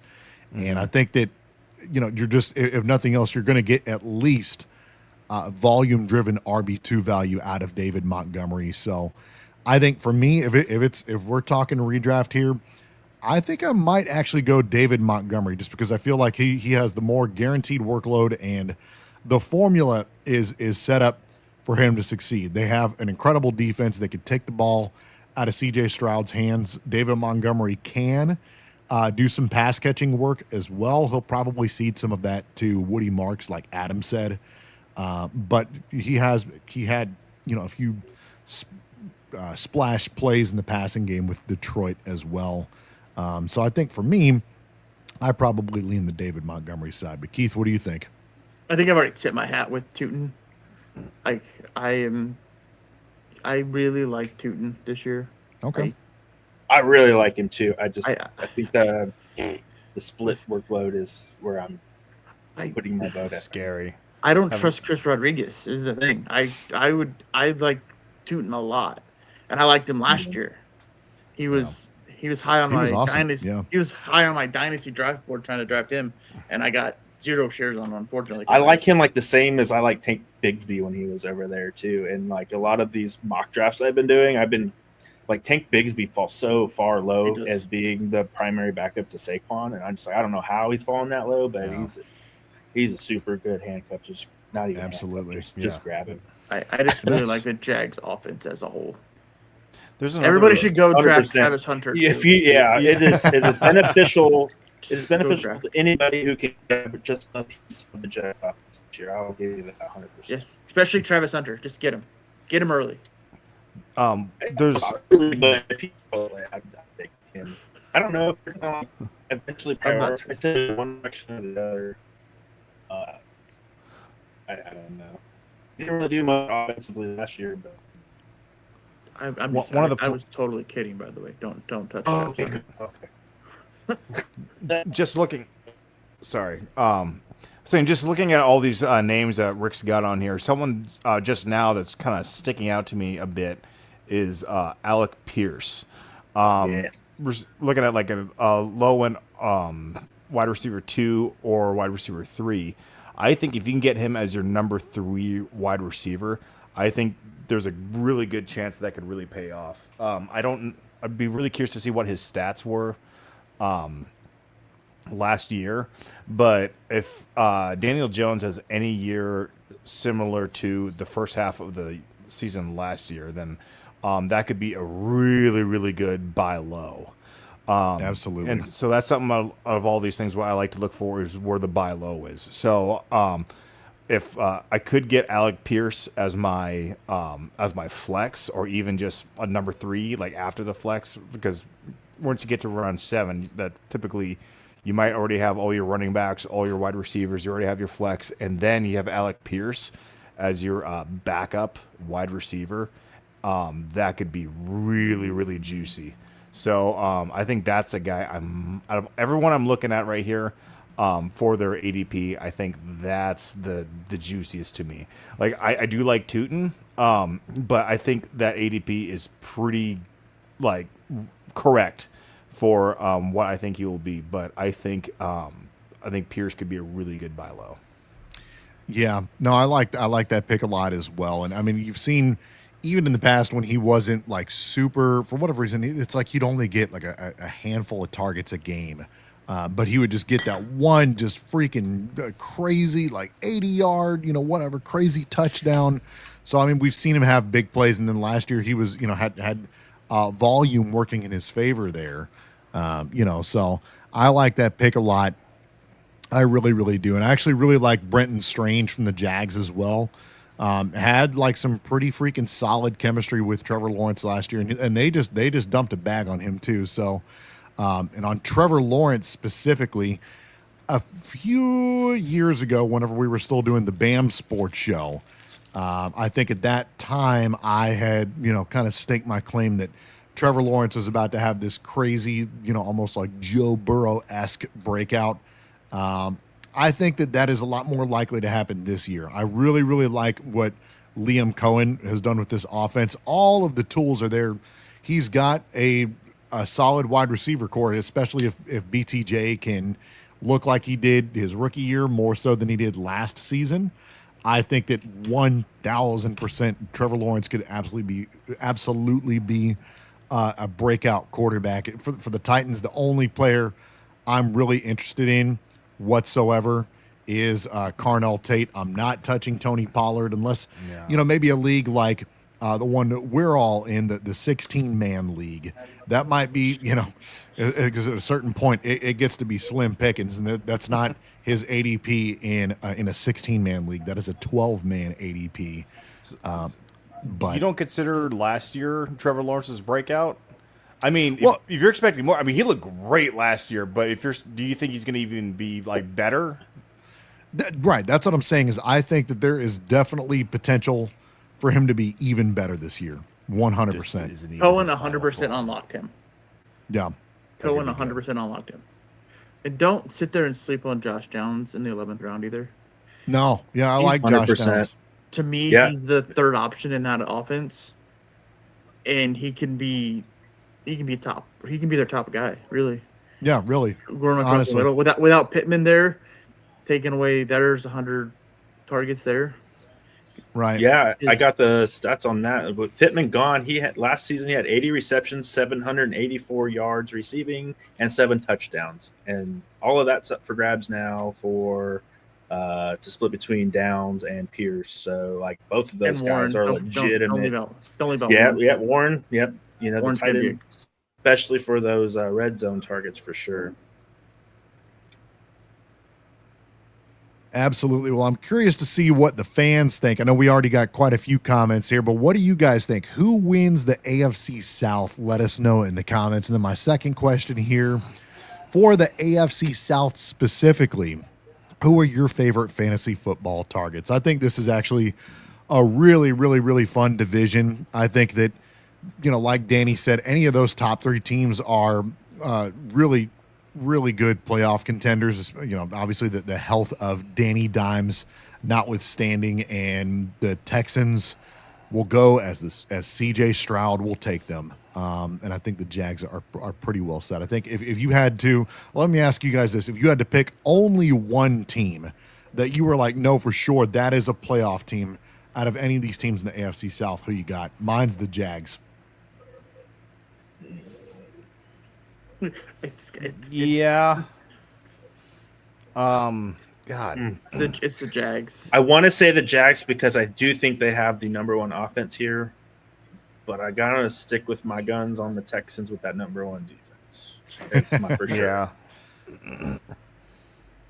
Interesting, Danny. So you deep in thought over there. What you got? I know. Yeah. God, I think it's a pick-em between Texans and the Jags for real. He says Texans and Jags and has the Colts win in the division.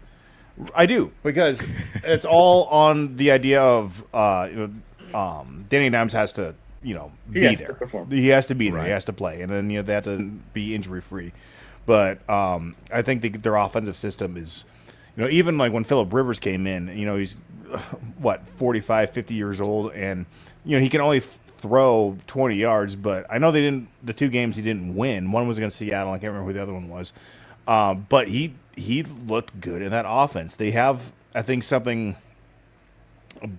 a system that's brand new, that I think they're really going to get humming this year. But I'm not sure if it's a glass cannon just yet. I assume that they've like every team, they've made improvements and all that, but in terms of which one has the best chance to just like has a walk in, I'm gonna go Texans. Okay. Yeah, fair enough. I think that defense is just so killer. The defense is scary. It is very scary. Will Anderson will win Defensive Player of the Year one time. At least once. I agree. Yeah, he's a freaking beast. He is a freaking beast. Well, we've got a little. Oh, then Shannon says I'm rootin' tootin' only because there's no other possible place that I could say this. He's rootin' tootin'. Shannon's rootin' tootin'. Rootin' toot. Well, we've got a little bit more time on the show here. I know we're kind of running a little bit long, but I did want to touch on this before we head out. So all of us, for the most part, maybe Keith to a lesser degree, but we all enjoy spring football. There was some big news in the UFL lately. If you don't watch the spring football, the UFL, it's the spring football league, and there was a big announcement here. I want to say within the last day or two. You can see there from your screen. This is a statement from Mike Rapoli, and I'm not going to sit here and read the whole thing, but I'll kind of go through some highlights on it. Today, the UFL announced the difficult decision to depart from Birmingham and Houston as part of its strategic market realignment and long-term growth strategy. 2 new replacement markets will be added for 2027, and the league plans to expand to 10 teams by 2028, including the addition of Oklahoma City. So, obviously, Birmingham, they have a storied history with spring football. Whenever you had 2 separate leagues between the XFL and USFL, they won, I believe, the 2022 and the 2023 USFL championship. And I want to say they won the 2024 UFL championship as well. Yeah. So this is a storied spring football franchise leaving their market. And then Houston, the Houston as a spring football market hasn't been great since when the XFL made its comeback in 2020. They had a pretty decent showing when the then Houston Roughnecks were 5-0. But with the latest iteration of the Houston Roughnecks and then this most recent year, the Houston Gamblers, hasn't been a great spring football market, so no surprise there. I am a little bit more surprised about Birmingham, considering the fact that the city of Birmingham, they didn't charge the UFL to use Protective Stadium or Protective Field there. they only really had to pay, whatever it was that it cost them to run the team and have them play games there.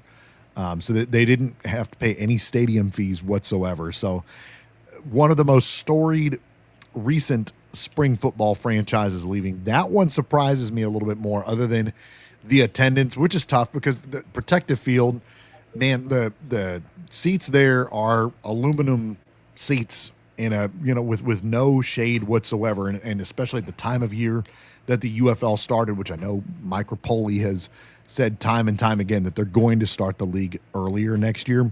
But that's, to me, it's tough for asking fans from Alabama if it's a midday kickoff on metal bleachers, man. Like it's tough to get attendance. Like nobody wants to sit out in the Alabama sun, right whenever it's starting to get really, really, really hot outside. So it'll be interesting. We did, Danny and I, before Adam and Keith joined the show, I want to say maybe a little over a month or so ago. If you look on our YouTube channel, we had made a video we did a live broadcast of some potential UFL markets if they decide to expand. So curious to get your guys' thoughts on this. And, before I touch on any of the ones that we covered in that video, you're welcome to go back and look at it. In fact, we actually had videos, like drone videos of each one of the stadiums that we had proposed putting those teams in. So, Danny, I'll kick it over to you as far as the two teams that will replace Birmingham and Houston. Kind of what are your immediate thoughts as markets that kind of may be able to fill the proverbial void here? Well, first off, I think that now that the last USFL team is out, I think they should really consider changing it back to the XFL.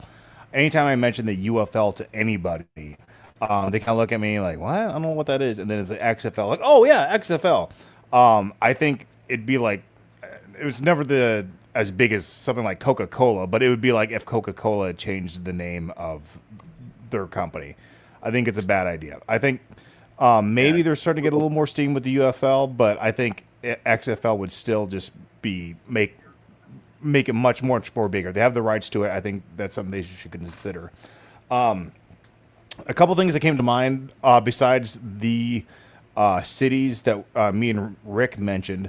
I heard a little bit of a conversation online about maybe switching to another city in Alabama, like Montgomery. I think there's only a handful of places in Alabama that could do a field like that. The other one that also came to mind is Detroit. I don't know how close they are to having a stadium that's good for the UFL. I feel like a place, or not even Detroit, or just let's say Michigan. I feel like there's got to be a stadium that's capable of hosting a UFL team there. Out of all the teams that got something taken away, I feel like was kind of the worst for Detroit, even as a Seattle fan, because the fans did their job. They started out being a really lame duck kind of stadium or just attendance, and then they slowly built up momentum until they're getting like at least 10,000 attendees a game. And you should lean into that when that's happening. So, and I think that would be a great rival to have someone from Michigan and Ohio. We all know there's a big rivalry there. So I think those come to mind. Out of the ones that me and Rick talked about, I think I'd like to save Oklahoma City for, something else like, Well, that one's already confirmed for 2028. Right, but I want that to be an expansion, not just a relocation. You know what I mean? Mm-hmm. God, I would say Salt Lake City would be my first pick, because that's not quite the West Coast. I think they're still kind of within the envelope of the league. They got a great MLS stadium there. I think that would be perfect. Interesting. Adam, I see you kind of nodding over there. What are your thoughts? I would not be surprised at all. So, backing up, UFO has already come out and said that they've already named the 4 cities of potential expansion teams, right? Oklahoma City being one, Austin, Texas being one. Oh, no, Oklahoma City is confirmed, but they're not going to be joining until 2028. Yes. then you have Austin, Salt Lake City, and San Diego, and I know that last show you guys did. I was just a spectator back in those days, and I remember chiming in on those. And I think Austin could definitely be one potential landing spot. Texas is always a good spot for football. It's a football state in all regards. Awesome you gamblers. lose Houston, but you gain Austin. I think that's a realistic idea to go ahead and put that team there. But I also wouldn't be surprised at Oklahoma City. I know we'd rather see the expansion team go there, but when that was confirmed to be, what year did you guys say that they were confirmed to be? 2028. 2028. Yeah, and then they'll also be expanding to 10 teams at that time. Yeah. Right, and was that confirmation made before knowing we were losing these two teams? Yes. Yeah, maybe they confirmed that actually during the season. I think like at the back end of the season. Yeah, so maybe they accelerate and fill Oklahoma City now. Maybe they don't, but one thing I think of as logistics in a growing league like this, going out as far as Salt Lake City and San Diego now. They got to think of the logistics of the teams traveling out that far, however many times they play each other every year. Maybe that's not the best move right now. So I kind of would put Salt Lake City and San Diego kind of near the bottom of that list. And that's just talking about the 4 teams that they've already confirmed or have been discussing / confirmed of expanding to. Places I've been thinking about personally, and 2 things I'm thinking about is you need a passionate fan base, right, to gain a team, to grow the team. Mike Rapoli himself said that they and he took all full ownership of ruining Houston's traction of even gaining a team there, because they were consistently changing the venue of their teams there, changing the name of the team, because weren't they like the Roughnecks or something before they became they were the Gamblers, the Roughnecks, then the Gamblers again. Yeah, so like he came out and publicly like, hey, we didn't give them the honest chance they deserved. The fan base was there, but we were constantly changing venues. We were constantly changing the team name. We didn't give them the honest chance they deserved to like grow a team there. And I think that would have been a great place to grow a team there. So when I think of other places that those things could also exist, and I'm thinking of where's that passionate fan base at, and where is a good venue. Venues aren't too hard to come by when they're looking for something smaller, like soccer stadiums and things of that nature. The first place I thought of, and I was just chuckling to myself when I thought about this, was, Chicago's about to lose their NFL team. Maybe they could get UFL teams. So Keith is a Packers fan, and he has a rivalry with our buddies Blake and Ryan. So that's jumping the border too on us. So I think there's plenty of. I don't know of any specific venues. Actually, one venue I did find, I can't remember the name of it now. Soldier Field's pretty small. Here, but they were actually the venue that I found. They do just about everything, including arena football and AEW. That was what triggered my brain earlier when we were talking about wrestling. I was like, oh man, yeah, that place in Chicago. I can't remember the name of it, but just the size of the venue is pretty appropriate for the UFL. But also, I was thinking like New York or New Jersey. I think just in population size, and where passionate fans may exist. New York, they love their football. Western New York specifically, those Buffalo Bills fans out there. But I was thinking more on the East Coast side, and in the sake of keeping the current teams as the franchise is still in its infancy, keeping it close. So you're keeping it cheap for traveling and games played and all that. But another place that I came across also here in the East Coast is in Pennsylvania, called Hershey Park Stadium. So it has 15,000 seats, and it's actually where the Eagles conduct their training camp. They do a lot of, I think they do some of the state championship games there for high school football as well.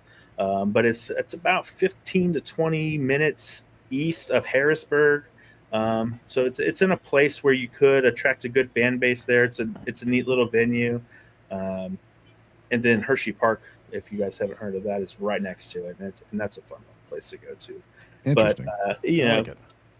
yeah, it's already there, and they don't do much else. They do concerts and things like that at this place. But Okay. Perfect size. But as far as like the 4 teams or the 4 locations that they've already confirmed about going to, I think Austin, Texas would be my number 1. That I could see one of those teams, like maybe the Houston's franchise, move into Austin, keep it in. That would Texas. be a really easy move. Yeah, I like that a lot. And then with Birmingham, I don't. You mentioned Montgomery. There's like a little, like a small division college down there. I went there once while I was evacuating a hurricane one year, and I remember driving past there. And there is like one little college stadium in Montgomery that could fit that, but I'm not sure if there's the population of Montgomery. I don't know if the fan base would really exist or people would travel that far outside of Montgomery to come see them. I'm not really sold on that place, but I think somewhere on the East Coast, though, like a Pennsylvania, New York, or even Chicago, I think would be a decent landing spot for that second team. Okay. Keith, what do you think? You know what? You're right. I don't know enough about spring football. I don't know. All right. I know 2 things. They need to go back to Seattle. Hey, I'll take that. I feel like Seattle was doing really well when there was XFL. Yeah. They had a nice fan base. Their stadium was kind of iffy. Oh, stop. Stop it. Get But out you of know here. where they need to go back to? And Rick's going to love this. They need to go back to where they poop standing up. The Six Vegas Stadium. Vipers. The ballpark where you see like houses in the back where it's like the game was delayed because the football went in Mrs. Anderson's yard. And she's got a big dog and no one wants to go back there.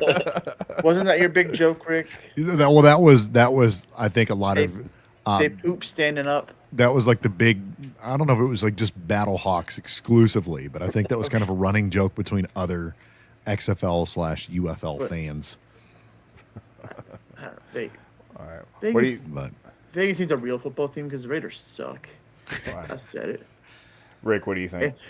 so kind of a couple things. I'm just kind of listening to everybody's pitch here, and going way back to Danny, you had talked about them changing the name from the UFL to XFL. I don't hate that idea, but I've got to be honest. I'm not as adamant about that maybe as you are. I think that they've spent the past couple of years building the UFL brand. I think for them to kind of flip the switch now and just make that sudden branding change, I don't know that that's as fiscally responsible as maybe we would like it to be. I think, for me, it's, they've already been able to operate that league for a few years under the UFL banner, whereas the XFL, COVID obviously knocked it out in 2020. And then we had, I think it was 2023, the XFL, before they ended up merging with the USFL in 2024. So we haven't had like 2 consistent years of the XFL branding since, back in the day when it was kind of a gimmicky thing in 2001 and so forth. So I think, he hate me. I think for me, flip a coin. I guess if I had to make a decision right now, I'd just say just keep running with the UFL name and just keep building your brand. You already have multiple years under your belt under that banner. As far as locations go, actually, before I get into it, Shannon, it says, I don't know about location, but one new team name should be the Lepers. Marketing would have a hernia, but it'd get in other teams' heads. Would you be in any particular hurry to tackle a leper? That's fantastic. That's so much funnier than I thought. That's good. As far as for the 2027 season goes for locations, I'm kind of lockstep with all of you for different reasons. I agree with Adam that it may be a bit advantageous to move some teams out, 2 teams out to the West Coast when your other 6 teams are, either in the Midwest or the East Coast for the most part. So I kind of like the idea for this season, maybe until they expand to 10 teams in 2028. I like kind of keeping them on the side of the country that they're currently on right now. For Birmingham, I was just kind of reading here, as you were talking, it does look like the mayor of Montgomery, Alabama, publicly pitched keeping the league there, or the Stallions there within state. They do have a smaller, like you had mentioned, it's a looks like 21,000 seat stadium, Crampton Bowl. They're in Montgomery, Alabama. So I mean that would be, and it's a old school bleachers type stadium. So I think you could potentially run into, well, I mean, but my thing is you could potentially run into the same, issues that I was talking about earlier with protective field, where depending on what time of year they're starting, if you're out there in the Alabama sun, I don't know, but I do like the idea of keeping them there. As far as Houston, what I would really like to see, and I don't think it was anything on the Brahmas fan base's part that lost them the San Antonio Brahmas. I think it was more of a scheduling thing with the Alamo Dome, but they were one of, for both the XFL and UFL, whenever, for the, I think the 1 year that they were with the league after the merger, it was definitely not an attendance problem. The Brahmas had one of the better fan bases in the league. And Texas, so I think, for sure.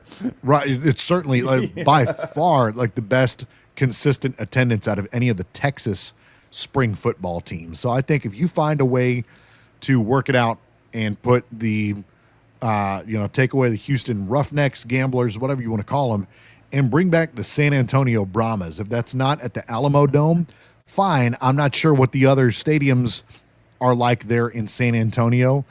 I would love to see them go back to the Alamo Dome because, again, it was a decent sized stadium that has temporarily housed NFL teams like the Saints, during Hurricane Katrina and whatnot. And San Antonio fans, they show out for their football teams, whether it's the Saints for the short while that they played their home games there, or the Brahmas, or even further back during the very, very short-lived era of the AAF when you had the San Antonio Commanders. They had far and away the best attendance. So I think if you find a way to make it work out in San Antonio, if that's at the Alamo Dome, then great.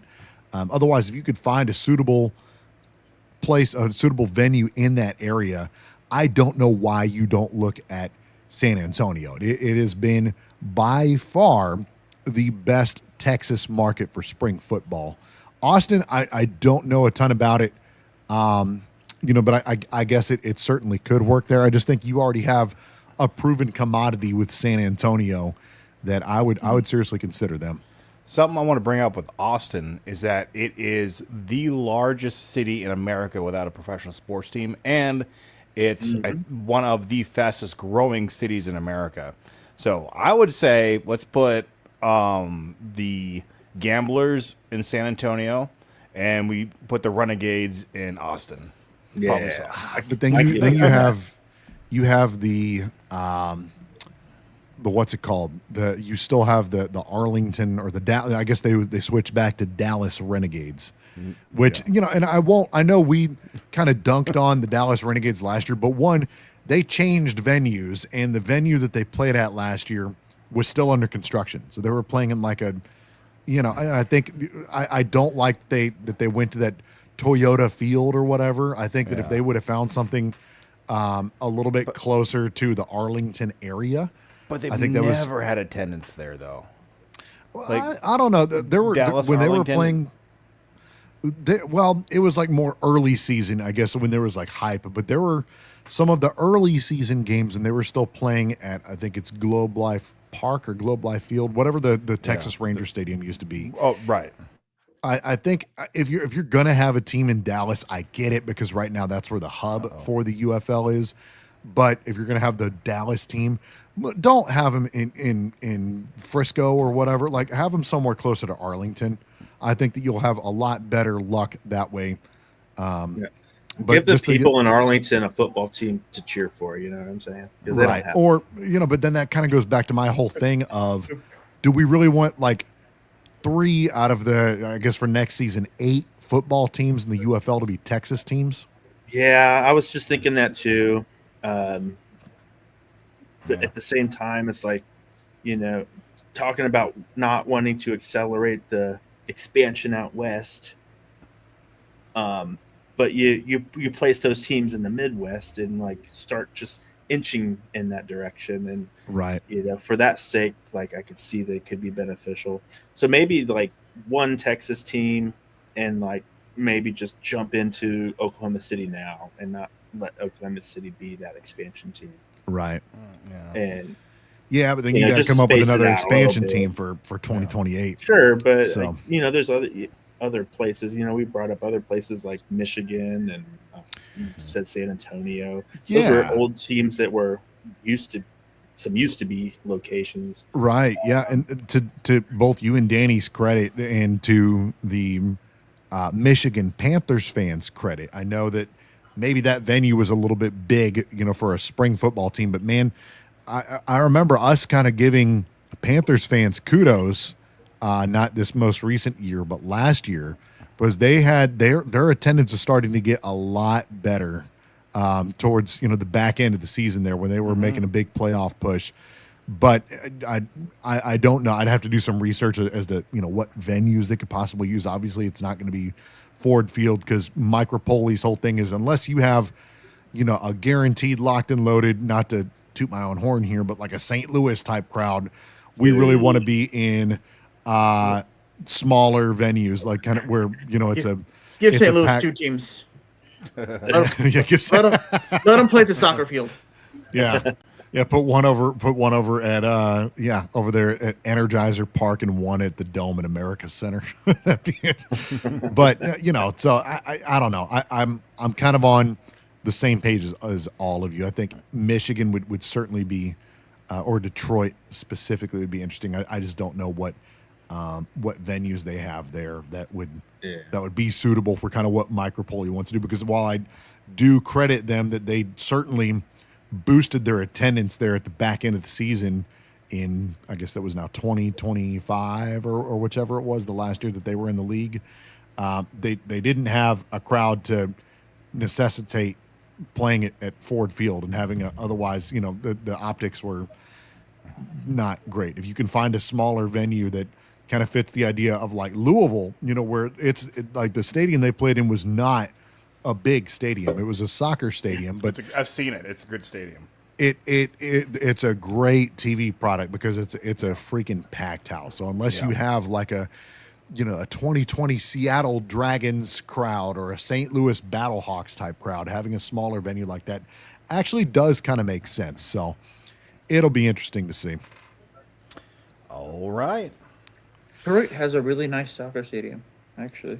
Do what now? Do they? Michigan has a nice soccer stadium. Really? It's called Do you know what the- Keyworth Stadium. What's the 778, 7,800? That's pretty tight. 79. Because I think even Louisville Stadium, I think is like 12,000. Right. That's like the smallest. That's pretty tight. It's a nice stadium, though. Yeah, we'll have to maybe that's what kind of a thing that we can plan for here in the next couple of weeks with this news coming out, is we can maybe do a part 2 of our, now that there's the news of the 2 relocations, we can do a part 2 of what stadiums we think. If you guys, Keith, you're obviously welcome back on the show anytime you want, my friend. But otherwise, we can do a part 2 of what stadiums we think the UFL should relocate to. And we should also include, mascot names, like we did that early on in the Rick and Danny Sports Show, where that was a fun part of the segment that night. One of Massachusetts Whalers. There you go. Well, if there's anything else, do you guys got anything else? I wanted to run through some of the bet things real quick here. Oh yeah, no, go ahead. Okay, so I'm gonna put this graphic back up here. So the fans have spoken, and they have picked number 3. So you see that's $57. So all 3 of us will have to put a $1 bet on there. And I'm going to quickly read off the 4 people who made a pick on here. We had way, way more people watching the show this episode. For everyone who was watching, you missed your chance to get on this week's running. But the people who were on this was Excalibur, Shannon, Sean, and Keith. So if you were one of those 4 people, you are in the running if Angel Reese does a triple-double against the Seattle Storm. Seattle sucks. So that is, I I could see that potentially happening. So yeah, those are the 4 people. So next time, if you guys are watching, come back next week. And when we do this again, you just go ahead and pick one of those 3 bets, and you have a chance to win money. Yes, sir. Money, money, money, money. And then with that as well. And sorry. Also, why don't you go first? I got something different before we. I was just going to say, with that, to be eligible for that prize, you do have to be a subscriber to the show. We are trying to get to our first subscriber goal of 100 subscribers. I talked about it a couple times. We have a pretty neat giveaway. I'll kind of reveal what that is as we get closer to that goal, but help us out. We've got, I think, on YouTube, we have 33 subscribers or something like that on now, which is crazy. On Facebook, we have like 130 some odd people that follow us there. So help us reach 100 subscribers on Facebook. And then if you're one of those subscribers, you're eligible for one of these prizes. That's all I got, though. Go ahead, Danny. And the other thing that we're talking about doing, I want to see what you guys think, is a Survivor League. We'll talk about that more as we get closer to when the season starts. So I love Survivor Leagues, and I think we want to do 2-loss elimination. It's especially fun if you didn't make it in time for this our fantasy football league of 16 people. Fear not, jump into the Survivor League. You can have as many people as we want. You can invite friends to it. We can have 10 people, 20 people, 100 people. It doesn't matter. We'll put a link together. Tell your friends, share it with your office mates or whatever, and we can make it something that's pretty fun. We'll do we'll do a $10, $20 buy-in. We'll talk about that and see what we want to do, and give us some suggestions if you want. Yes, sir. All right. Well, I'll go ahead and give a quick shout out to everybody here on the show. I appreciate you, Excalibur. Thanks, Shannon. Thank you, Sean. Thank you, Xavier. John Goodman. Thank you. John Goodwin. John Goodwin. Thank you, John. Thank you, Sean. Thank you, Matt B50. Thank you, Xavier. Thank you, Vinny. Thank you, everybody that watched the show, whether you commented or not. Thank you, That's Keith, the Josh Allen guy. Yeah, the Josh Allen guy. Thank you, Keith, for joining us tonight. Gross. Thank you, Sean. You are welcome. Yep. Thank you, everybody that watched. I think we got through everyone. I'm not sure. But if we didn't mention your name, appreciate you joining us here on the Rad Sports Show. We do live shows every Friday night at 9 p.m. Eastern Time. That is 8 p.m. Central, 6 p.m. Pacific Time. We're also on Spotify, Facebook, and Twitch. So if you're not already following us there, if you just want some kind of background noise, if we're not able to catch the show live, we're on Spotify as well. So feel free to check us out there. That is going to do it for us this week.